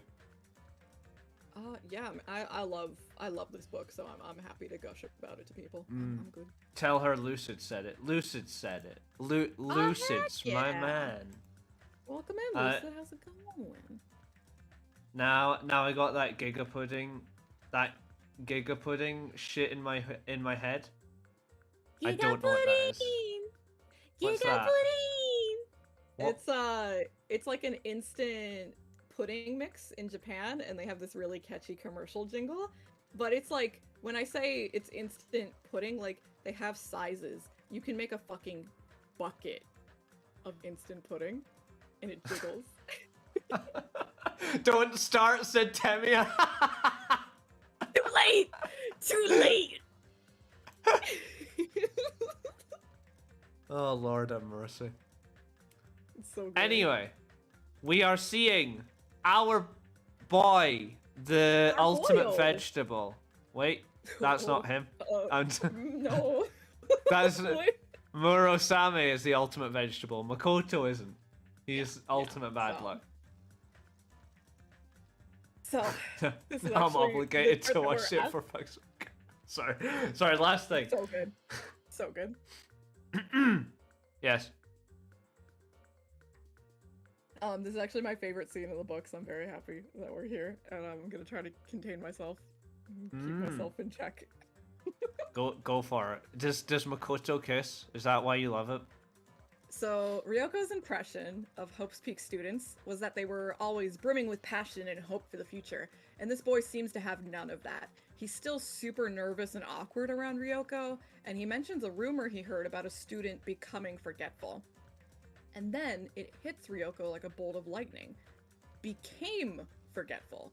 So I wasn't forgetful before coming to Hope's Peak. So you knew me before I was forgetful. Naegi reluctantly says yes. Ryoko has a chain reaction of thoughts. If I haven't been forgetful for that long, then I don't have a huge amount of memory books for Junko to steal from me. So did she lie about that? Just to get me involved in all of this? What else did she tell me about the body, about the event? Is Junko herself a lie? And while she's pondering all of this, a man comes into the room and grabs Naegi. He calls Naegi unlucky for being in the wrong place at the wrong time, and Ryoko looks through her notebook and remembers him. It's Ishiki Madarai, the man who Junko snapped his neck.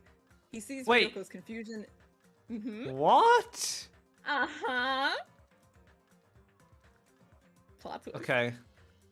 He sees her confusion and answers with, "I'm immortal."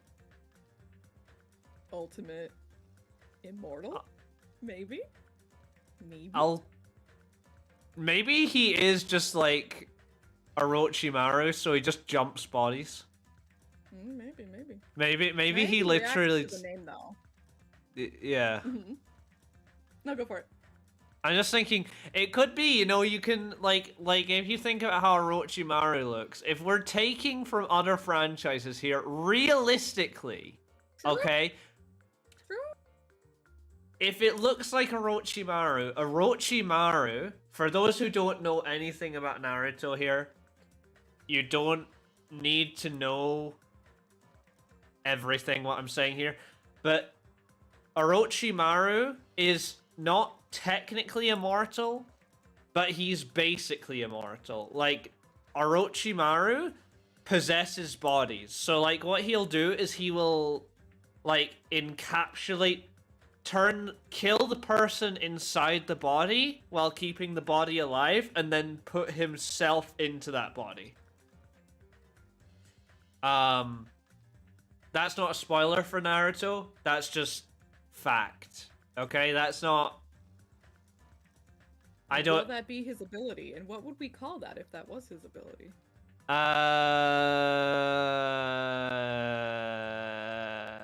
Guess we gotta find out. Fuck. Yeah. So Naegi reacts to his name, Ishiki, and apparently Ishiki was a part of the student council. So he's the other survivor of the incident, potentially? Okay. He seems to hate the word survive. He introduces himself as the ultimate bodyguard. How does a bodyguard... What? Interesting. The goat... Tetsuya has just wrote in the ghost murder. But I don't know if that means anything. If you don't want to react to it, that's fine. I'll leave it as that. So he hates the word survive because him surviving with the rest dying means that he failed. He did not do his job. Ishiki asks for Naegi's name, and once he gets Naegi's name, he laughs and grabs him even more violently, like he's about to snap his neck. He wants info from Ryoko, but she keeps saying that this has nothing to do with her. He says it's her fault if Naegi is caught up in this now. She says no, that's his own god-awful luck, that ain't me. It's obvious he's got no luck at all. He has the insane power to take and give life because of his complete lack of luck. He really just has no luck. He's about to snap his neck, and then someone comes crashing into the lab and just completely wrecks Ishiki's shit.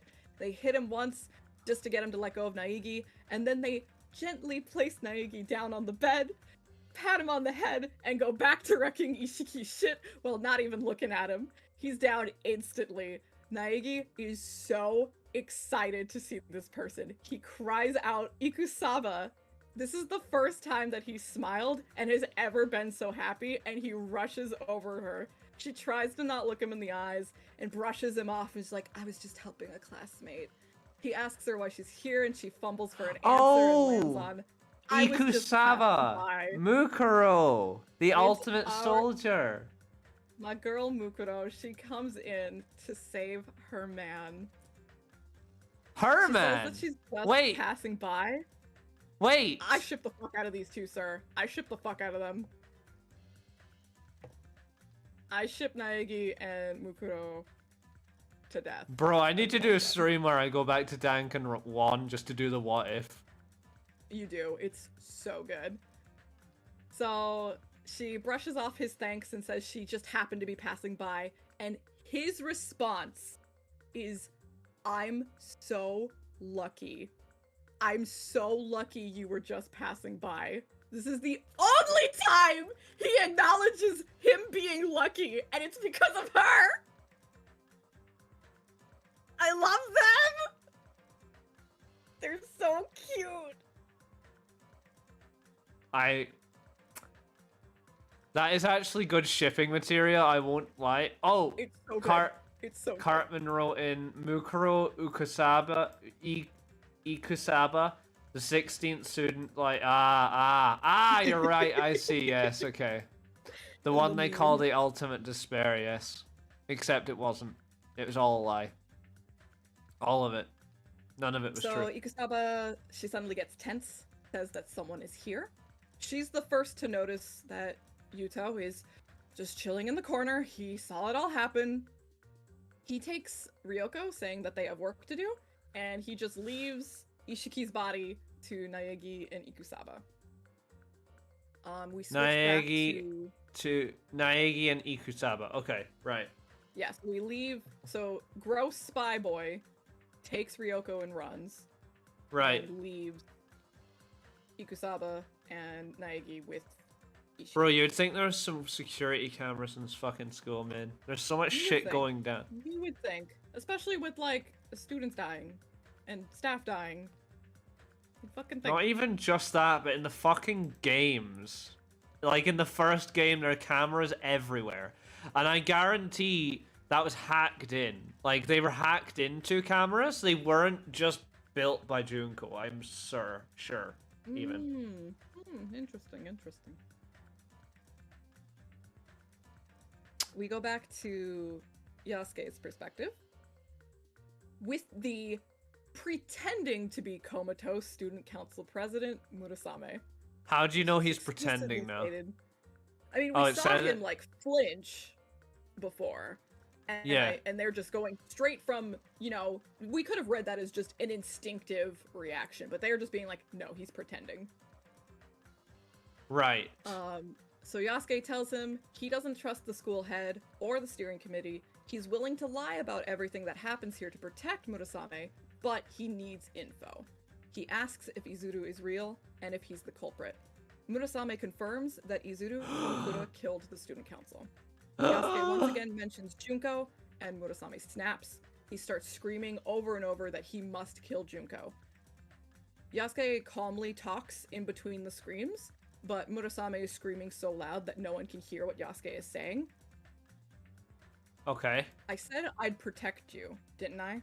But there's one person I need to protect more than you. They're hopeless if I don't protect them, so I've already decided I'm going to lose everything for them.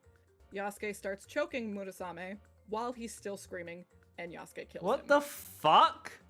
Hold on, what? He's dead now. What? Yeah, Yasuke killed him.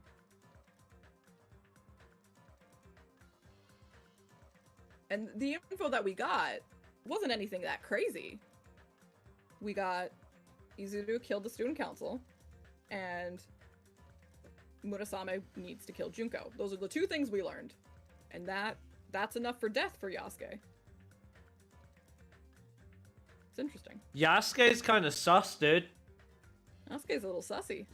Yeah, Yasuke definitely took Ryoko's fucking memories, dude. No way. No way, dude. So now we go back to Ryoko and Yuto, who are in the school cafeteria. A mention of the cafeteria being so popular thanks to the ultimate chef is made. Teru. Teru, yeah. He works in the cafeteria. Yeah. Yuto asks if anyone entered her room this morning. She has to look through her notebook, but says yes, Junko did. He says good. So placing that wiretap was a success. He reveals that he's tapping around 100 people right now, and that he moves from girl to girl so that he can have fun whenever and work around each girl's period. Ew. He also peeps on their bathrooms and dressing rooms. Bro, please. I hate this child.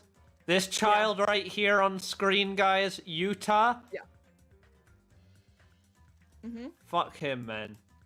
Yeah, big fuck you. Yeah, big fuck you. Apparently, Junko and Ryoko were very loud, so he couldn't actually make anything out of the wiretap.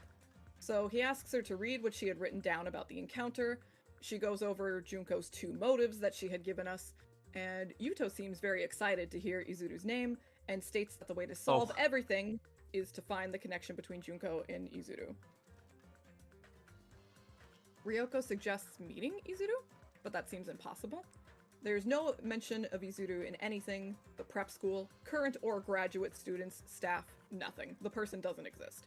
He says it's time to change perspectives. After all, if you only look at a middle schooler's tits, then you'll never notice her ass.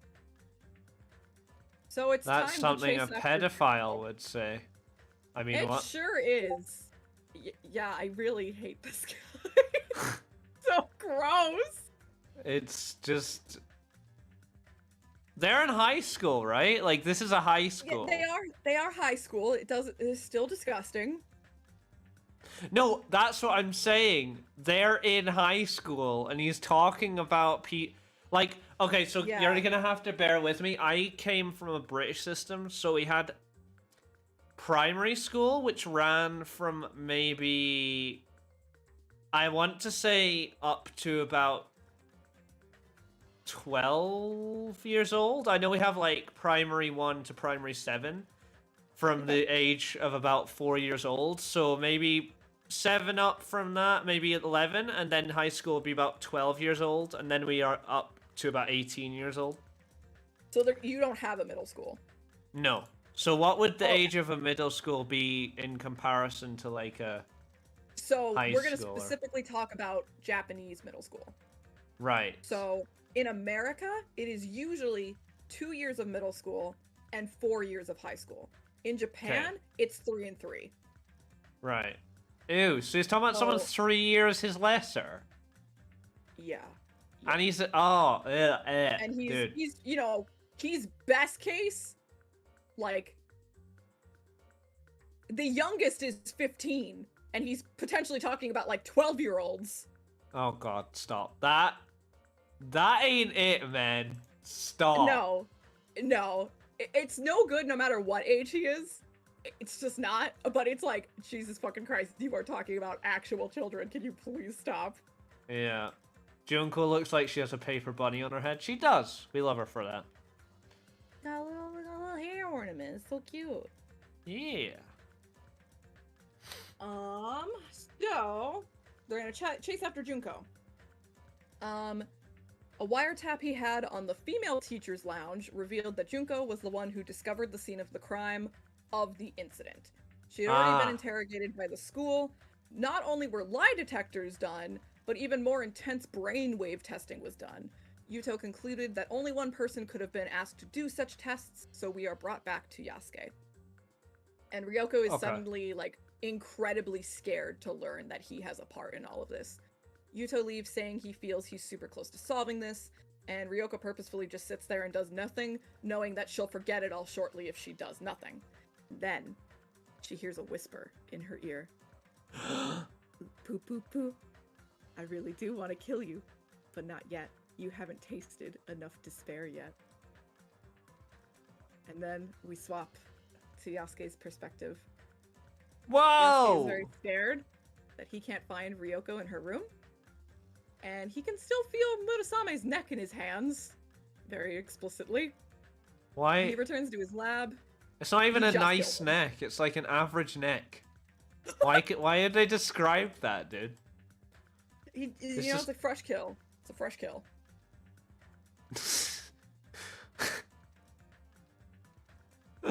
Sorry. Go on. No, this is. I'm just like looking at what I have to read out loud next. Boy, I love Danganronpa, don't you? Yeah. So he returns to his lab, and he finds Junko hiding under the bed. She asks, she's not hiding too fucking well, then, is she? If he comes back and sees her like immediately. She asks why his dangly rampa isn't hard just by looking at her. What the fuck, dude? Stop! She goes on to say how funny it is that Ryoko reminds her of Yasuke's mother. Maybe that was Yasuke's fault. They talk about how everything up until now will probably be blamed on Izuru, just for the sake of easily cleaning everything up. They really should be finding Izuru. They know that the steering committee... Can we pause for 1 sec? Hit pause. I need to think about what you just said, and also read a couple messages. How come Junko calls Mukuro ugly when Mukuro is kind of cute? Because Junko is very mean sometimes. That's as simple as it gets.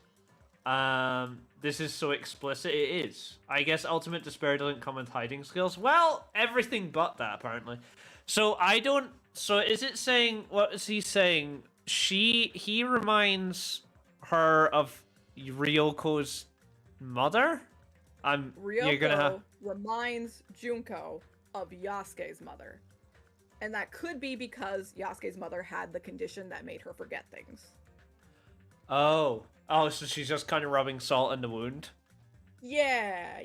Ugh. How'd she know that? That's fucking weird.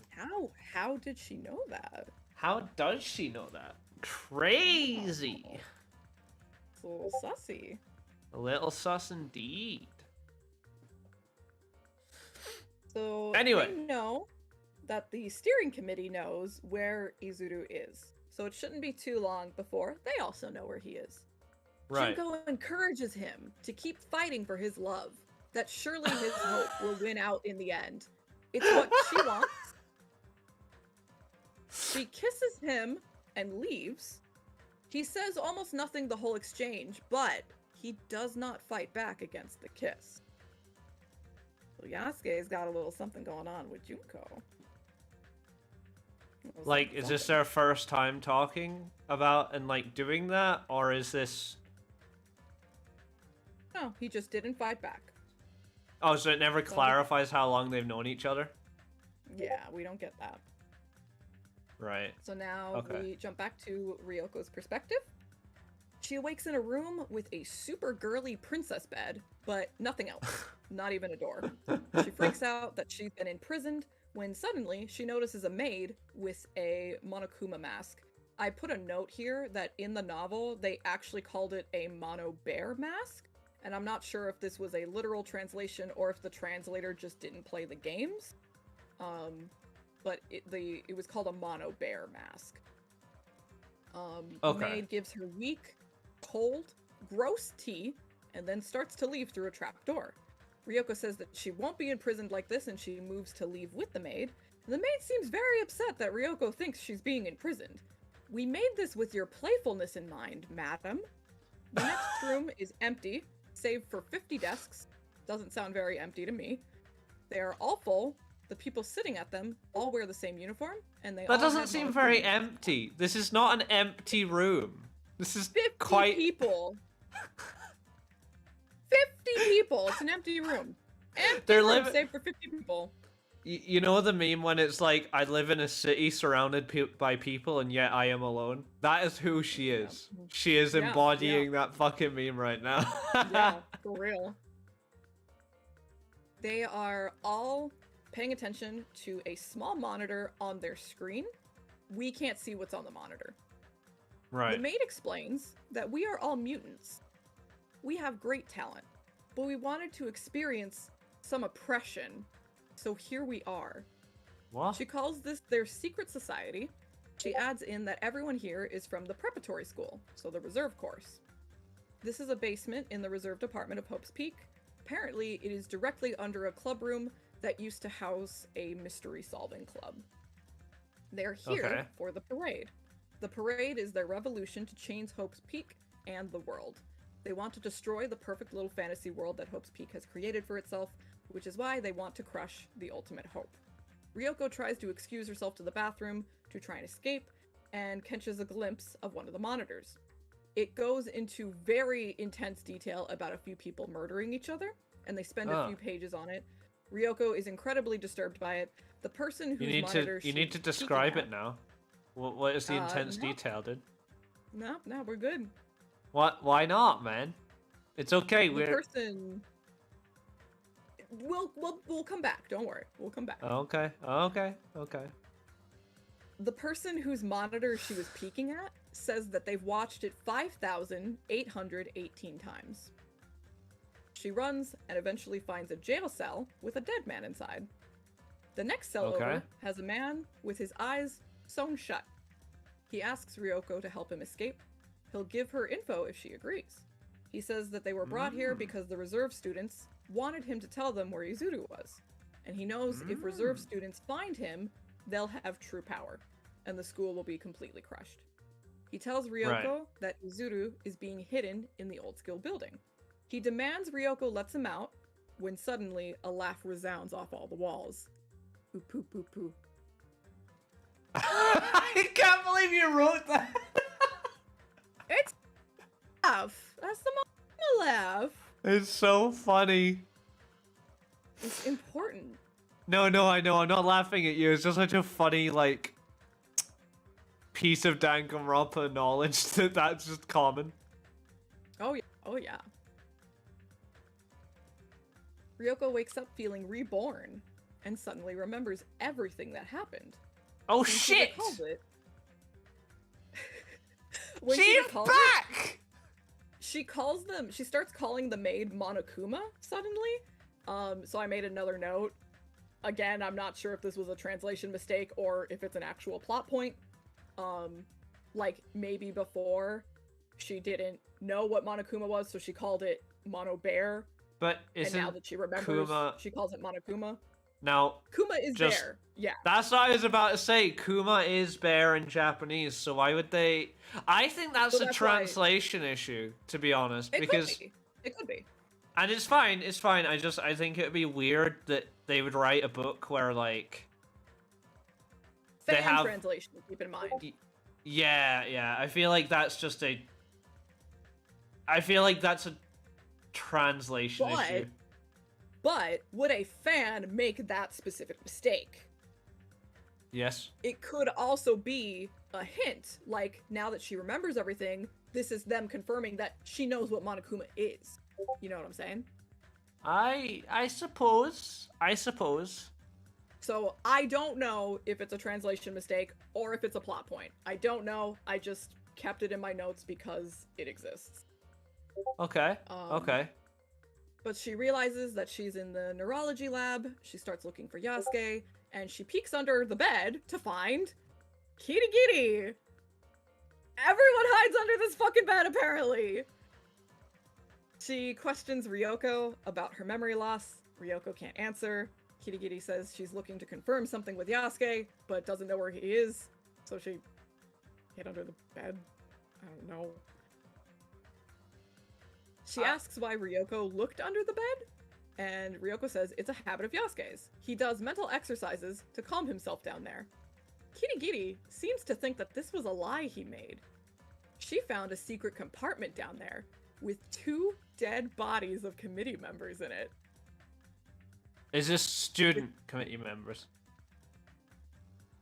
The committee members are like the yeah, the steering committee. Mhm.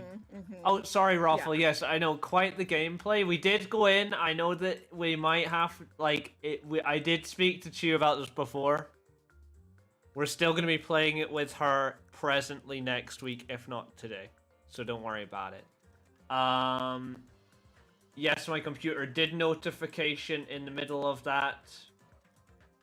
I can't stop it. It's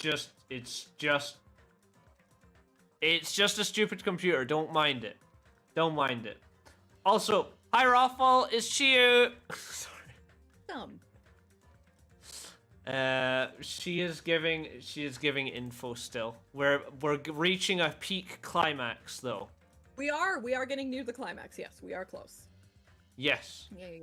Yeah. So 2 dead bodies under Yasuke's bed in the nurse's office. Very sus. Ryoko's in shock. Kirigiri ends with a "just kidding, bro." But there is evidence that a body used to be there. So I think your boy is involved with the 2 missing bodies that we can't locate. I think he murdered the student council president. Jin Kirigiri. No, our girl. Our Kyoko. Yeah. Ah. Yeah. I think he murdered the student council president last night, and all of the steering committee has gone missing at this point. Ryoko screams that this has nothing to do with her, and the door explodes.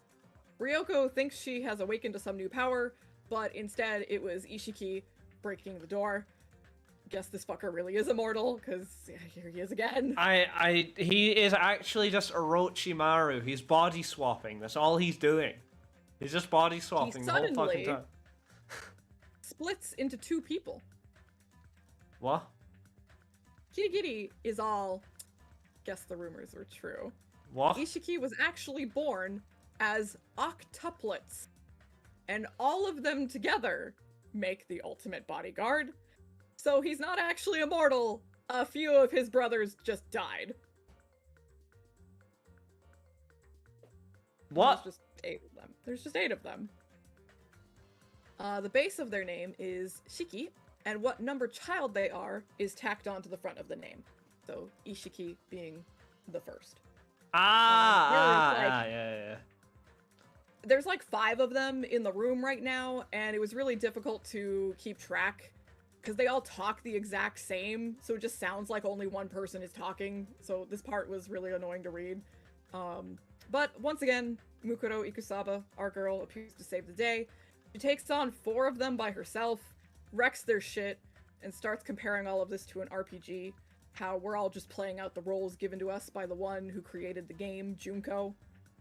She's ridiculous, the lowest form of despair, the worst sister, but that's why I have to help her. I'm the only one who can understand her. Mukuro says that Ryoko has to kill the Ishikis, and in return, she'll say where Yasuke is being held. So we see Ryoko killing them, but she kind of talks like she was just imagining it, so not sure if it actually happened or not. Mukuro seems kind of uneasy, but tells her Yasuke is in the old school building. That's where the climax is. She'll take care of the cleanup here, and she'll deal with Kirigiri. Yeah. Ryoko Rafael's saying like anymore. Fusion, so Ishiki is like fusion. I mean, he's just 8 different people. Just but you said individual people. But you said they split into 2. Right? You know, the anime thing. They didn't literally split. The other brother appeared. And it's like, oh my god, now there's 2 of you. How do you not notice that? Oh, they're maybe just 2 dudes. Well, 8 dudes, but a few of them have died now. Like how in Fusion you have 2 voices talking at the same time. Oh yeah. I imagine that would be it. Sorry, I'm just trying to figure the scene in my head. Go on. Yep. So Ryoko doesn't want to be around her anymore, and she leaves. She makes it to the old building. A security guard with a Monokuma medal lets her in. She searches each floor and can't find anything, makes it to the very top floor, and our favorite character, Yuto, is there. As they walk to the end of the floor, he fills her in on what he's learned. We don't get too much new info, just that every aspect of Izuru's body was made to be that of an ultimate, and that he was raised completely sheltered from the rest of the world and school. Yuto makes an interesting statement. It's like, as long as it's for the sake of hope, anything can become a stepping stone. They find an elevator. It doesn't mention if it went up or down, just that it went to floor B. Yuto says he's looking to capture the accomplice and save Izuru. Ryoko assumes he meant Mukuro, but he's surprised to hear that he should consider her suspicious. I guess there's 2 accomplices, he says? So who did you mean? Yasuke Matsuda. Junko wasn't just the one who discovered the incident, she orchestrated all of it from the shadows, and Yasuke helped her. He says he knows this because he witnessed their love scene. Once she hears this, Ryoko spirals out of control. She starts thinking that everything was put together by Junko, even her relationship with Yasuke. The elevator reaches the floor and Yuto is instantly killed. How do you mean? Do they give any info? Nope, he's just dead. He's just dead? Like he just dies? Just dies. They don't give... Maybe it was a heart attack. Oh, fuck off. Fucking heart attacks. Her ultimate ability, heart attacks. We forgot. She gives people heart attacks. Before we continue, I need to run to the bathroom. Damn, alright. I am going. I'll put on starting soon. So both me and Chiu are going to... I assume Chiu's going to grab tea or coffee or something for like 5 minutes while I... Sounds like a good idea, actually. Yeah. Yeah. So I'm going to be 2 minutes. If Chiu isn't here straight away, I'll be sitting here talking to chat for ages. So, Sounds good. Yeah. Okay. And we'll talk to you guys in a second. Bye-bye. Thank you.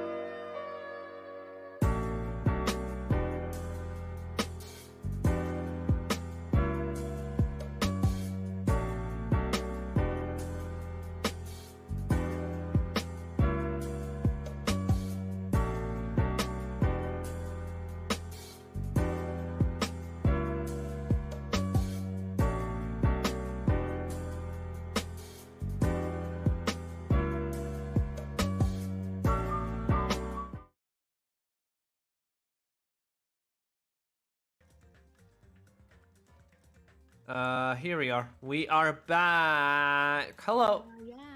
Yeah. Sorry, I couldn't be alive for like the whole stream, but I am alive. That's okay, Goober. Don't worry. Don't worry.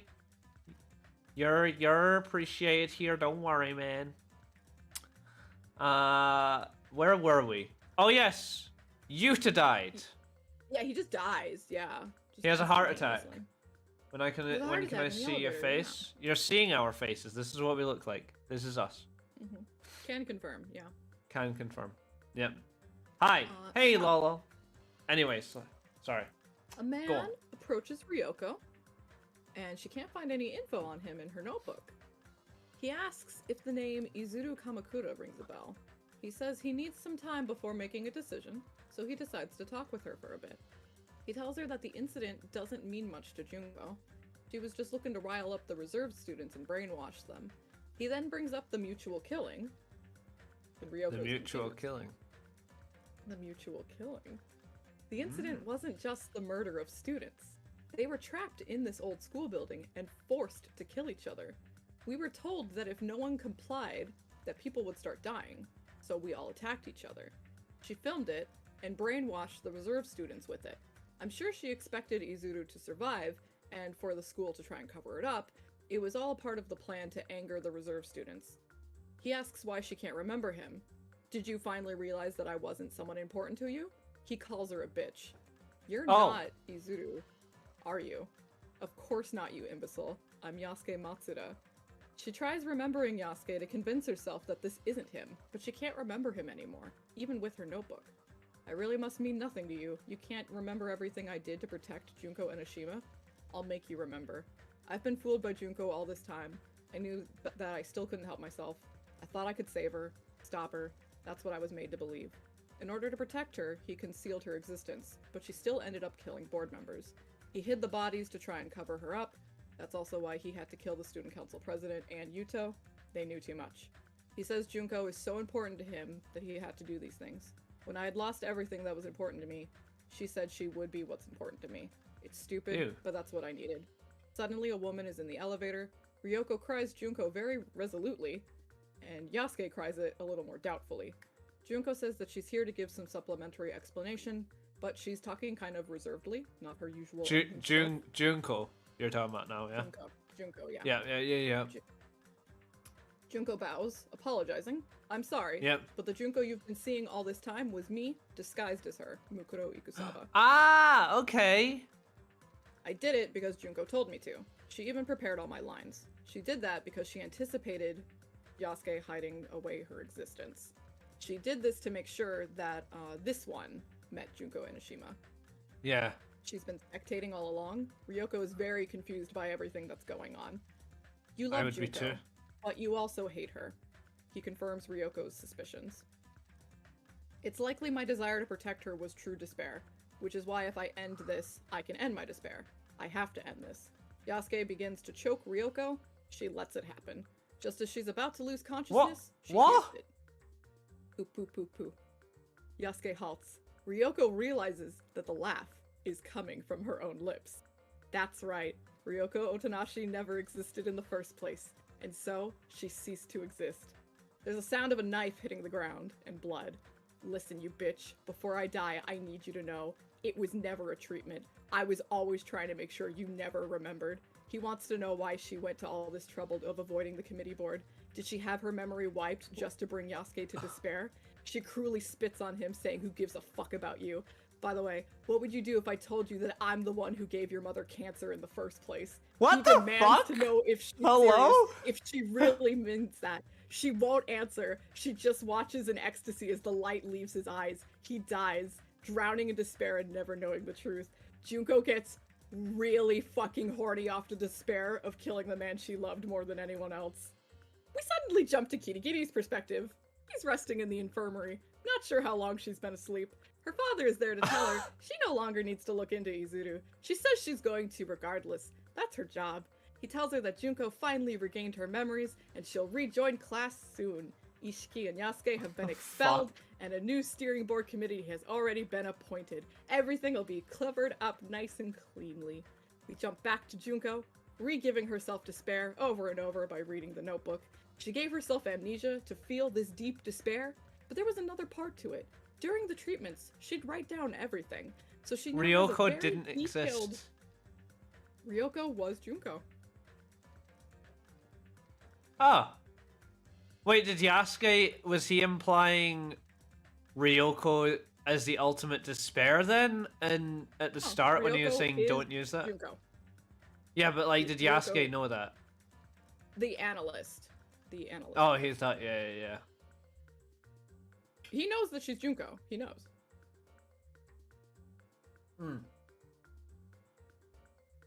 This is some people take this as Junko's actual ability, being the ultimate analyst, but other people think that ultimate despair just is kind of like the opposite of ultimate hope.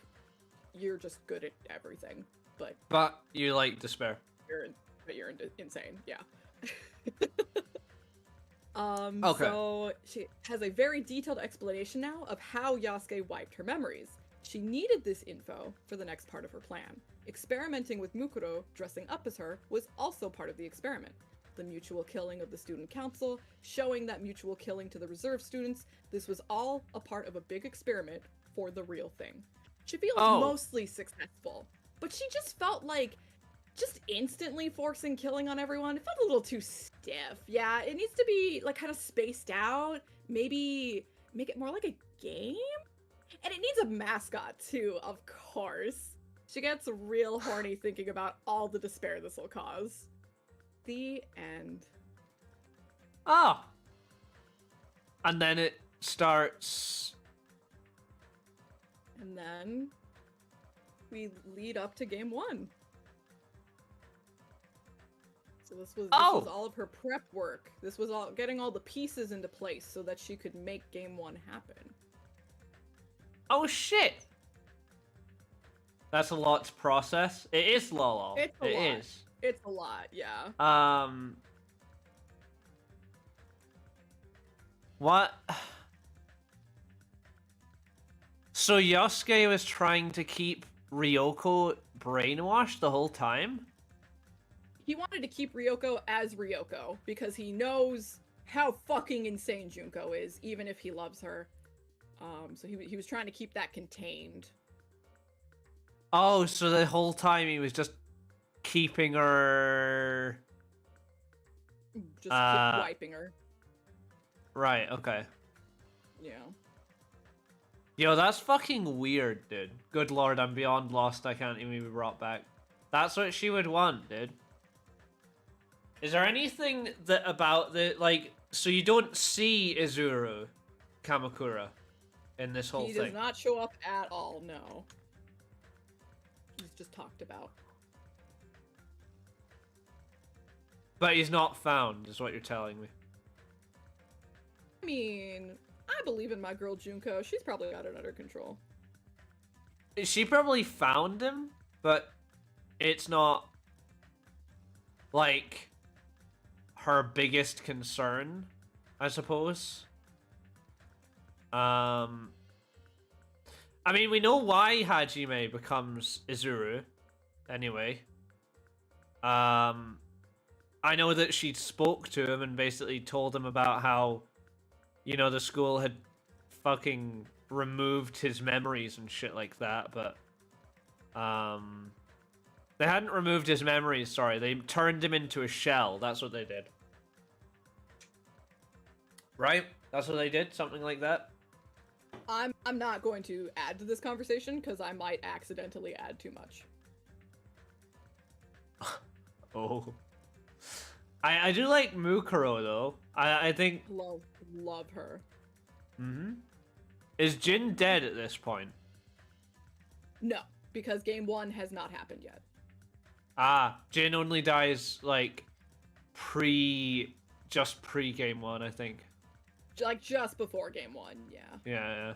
Yeah. Does she kill him, or is it the biggest, most tragic event in, like, human history that does that? Because I know that is going on outside. There might be a side novel that talks about it. I assumed it was Junko, but I guess I don't remember for sure. Yeah. Mukuro. We love Mukuro. We love Mukuro.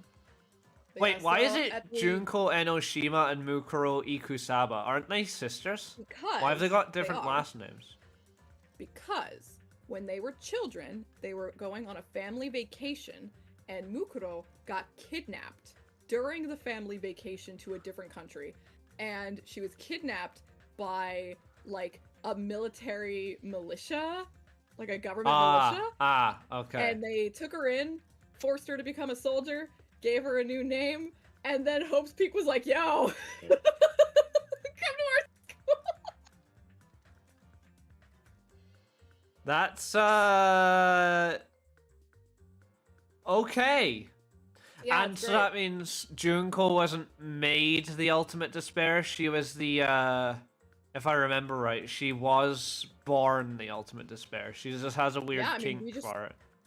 We just got some flashbacks to her as a child, right? Like she gave Yasuke's mom cancer just to give him despair, you know? So that she Yeah. would feel the despair of the person she loved feeling despair at her hands.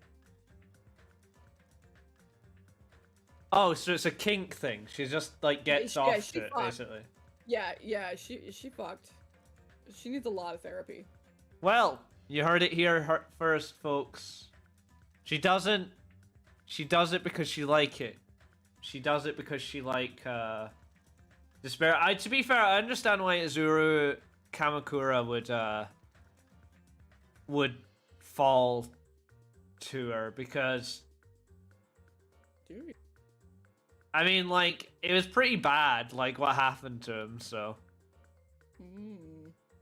Guess we'll have to see. I mean, it was. He got fucking taken by the school and shit, dude. Guess we'll have to see. Stop! So, important notes to take away from this. Junko's fucking insane. That's like number one. Yeah. This piece of shit's dead, which is like great.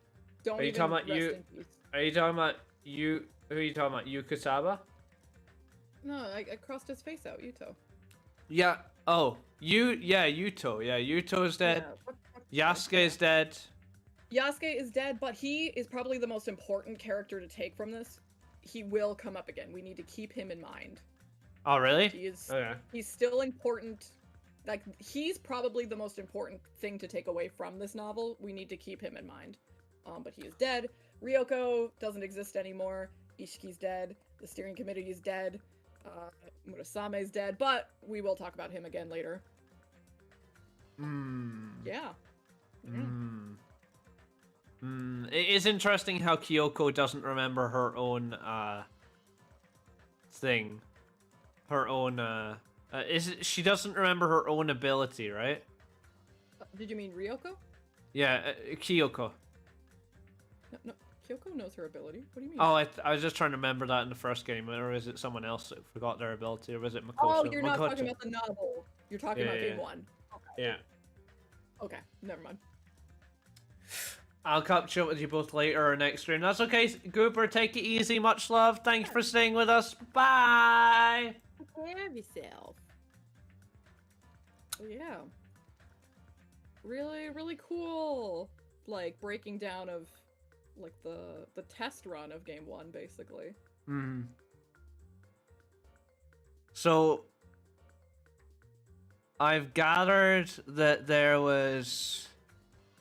I'm just quickly double checking my list here. Yeah.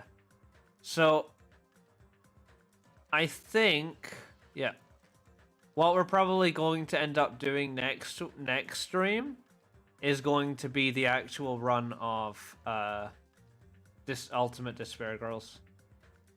Yeah. And then we'll also do a watch together or a watch along with a watch along of fucking hell, what's it called? F3. Yeah, that one. Yeah. I do find I've only seen one of the characters from that game, but it's because he's literally like the first thing you see when you scroll down, and it's what Nagito looks like. but I don't have any context for why he looks like that. From Despair Girls? Yeah, yeah. Okay, okay. It's not too bad. With like the chains and that on him. That's all I got. Uh-huh.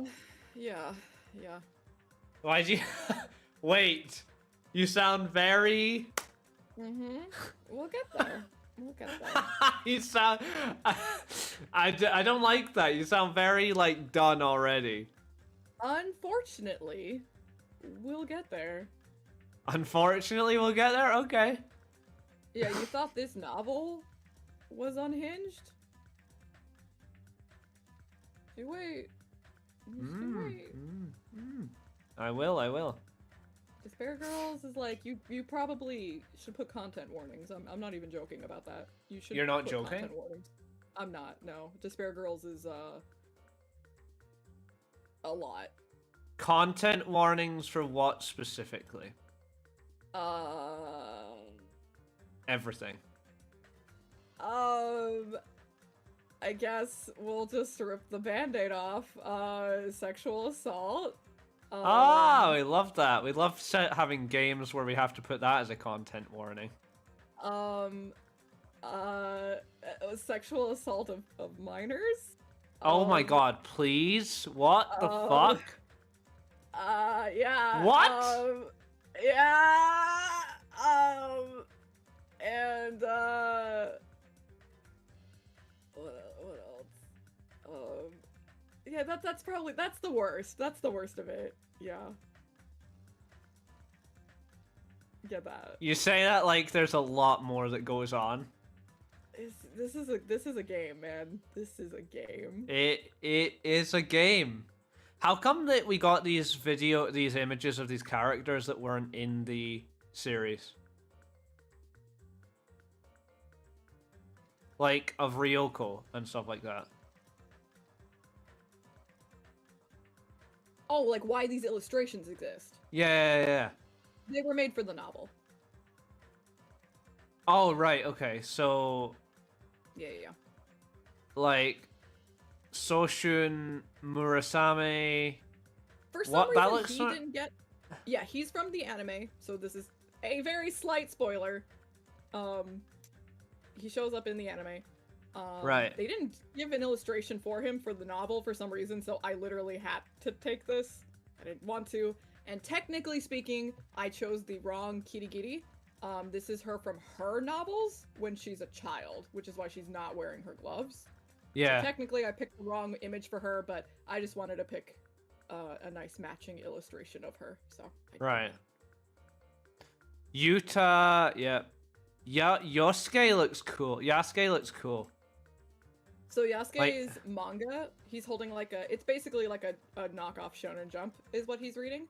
But in the high-res image, the cover of the book is actually the game art for Danganronpa 1-2 Reload. Oh. Yeah. Cute. And obviously Mukuro, that's from Danganronpa 1? Mm-hmm. Yeah, because I know that... Yeah. Okay. Again, I think it would have been cool to see if Makoto... I think there was art done where, like, I have not watched it, but, like, where, like, Makoto art is done where he's the mastermind instead of Junko or whatever. And it's like, if Makoto came and he was the ultimate despair. Yeah, there's Uh, whole fanzines, just like fan put together projects where they will do short stories or illustrations for every single character if they were the mastermind. There's whole projects around that. It's cool. It's cool to see Oh, stuff really? like that. Yeah, like every character gets reimagined if they were the mastermind. oh shit, okay. Are there Yeah, but games where you can play as the mastermind, or is that just... Like... I feel like it'd be hard to run a game But like that. if I tell you that, like, that's a spoiler if I confirm or deny that. Or are you asking What does that specifically mean? about fan stuff? Fan stuff. There's not too many. There's a fan game going around right now. It's called like Eden's Garden or something like that, which is not a Danganronpa game, but they are clearly heavily referencing it, and they're not trying to hide it. They're very open about it. Yeah. I haven't tried it yet, but I've heard good things about it. I should give it a shot. Do you play as I've the tried it, mastermind? I have no clue. No clue. Right. I got no idea. No idea. No. Mhm. Yeah, so we didn't get to play it today. That's fine. We'll do it next week. Yeah, I honestly didn't think it was gonna happen because I knew how much we had to cover. It's fine. It's fine. Now we know. But now we know. You don't have to read 3 novels, you know? Exactly. I just saved myself time from reading awful scenes which make you uncomfortable. Yeah. Or scenes that were literally... And he got surprised!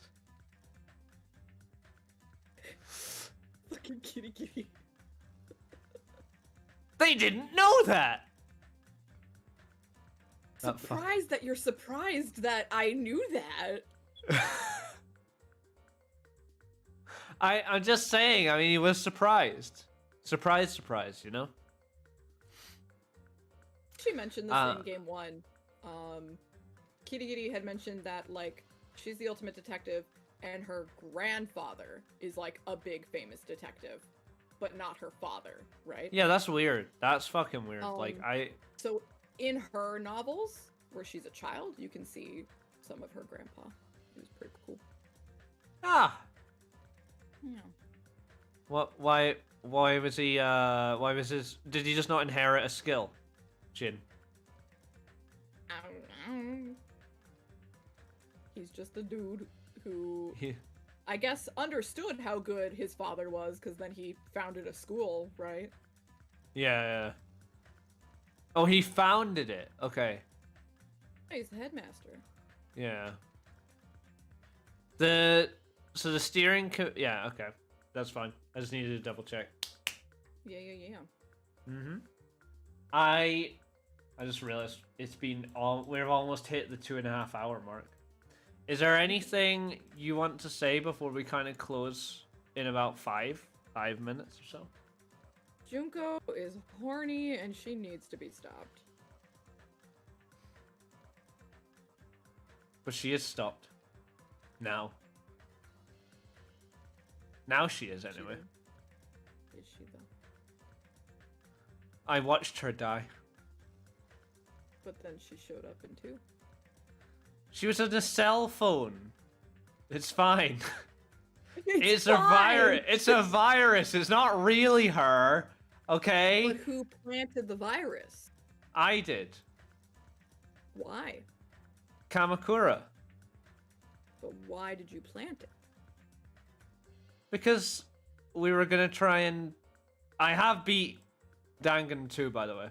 I'm testing your memory. I'm testing your brain. Okay. So that they could draw Makoto and Byakuya and all that in. And then... Okay. That was the long-term one. I know that was the long-term plan. But also, it was either to keep them trapped or then bring Junko back to life in the bodies of the others. Helped with that plan. It failed, but you helped with that plan, right? Yeah. So what's stopping you from trying more plans? Is Junko really stopped if you're still pushing her agenda? But we're not, though. Are you? No. You've decided. We're not. Stop it. We're not doing this. We don't simp for her anymore. No. It happened. You don't simp for her anymore? Or you just mean Hinata? Hajime doesn't simp for her anymore. Okay. All right. So, but you do. I do. But in real life, I wouldn't. Because I'm not a psychopath who has a death wish. She's really out there. She's like... I find my women in mental wards when it comes to anime, but in real life, I wouldn't. Because I know that half of them would want to fucking kill me. Like, that is... So, like, I see Yuno Gasai and I'm like, wow, she's kind of cool. But in reality, it's like she almost fucking... Spoilers if you haven't watched Mirai Nikki, or Future Diary, or whatever you want to call it. In 5, 4, 3, 2, 1. The fact that she almost, like, kills Yuki because she wants to become a god and then go to another universe. Devotion. That... I mean, it is kind of sad, to be fair, that shot. But, like, it's more so the fact... I don't know if you watched the OVA. Did you watch the OVA of that show? It's been, like, 10 fucking years. When he, like, breaks through the barrier, or, like, she breaks through the barrier of her other world, and, joins him in this kind of god world that he is in. Do you remember? Yeah, that rings a bell. Yeah. I'll show you the scene afterwards, because it brings tears to my eyes every time. Like if you cry every time.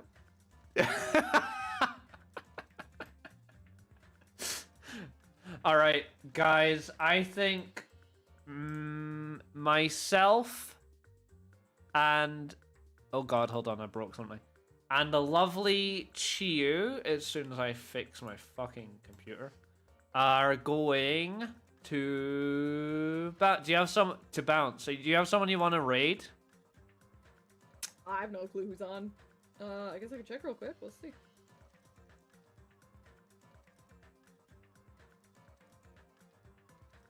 No, no one on my list. Damn, hold on. I got one, but it's just not letting me load straight away. Oh, there's someone playing Destiny 2. Oh, but Jesus, go away. Here. Here we go. Okay. Now. We are going to trigger rig. Give me 1 second. I'll tell you who it is, by the way, Chiu. It's this person. I'm gonna...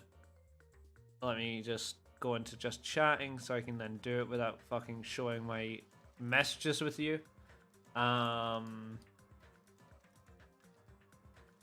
Let's see.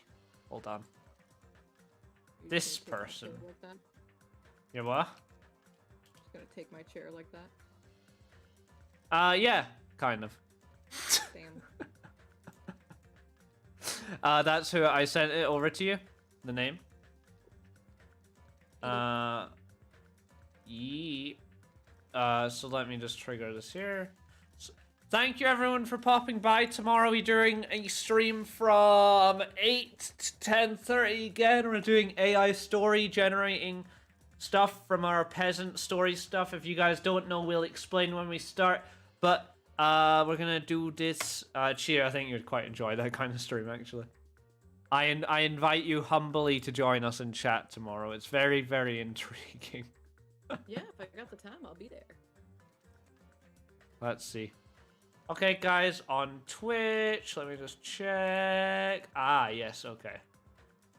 We're going to send the stream off for Twitch, guys, and it is a Petunia Major VT is who we're raiding on YouTube or Twitch, so thank you guys. Take it easy. Bye-bye.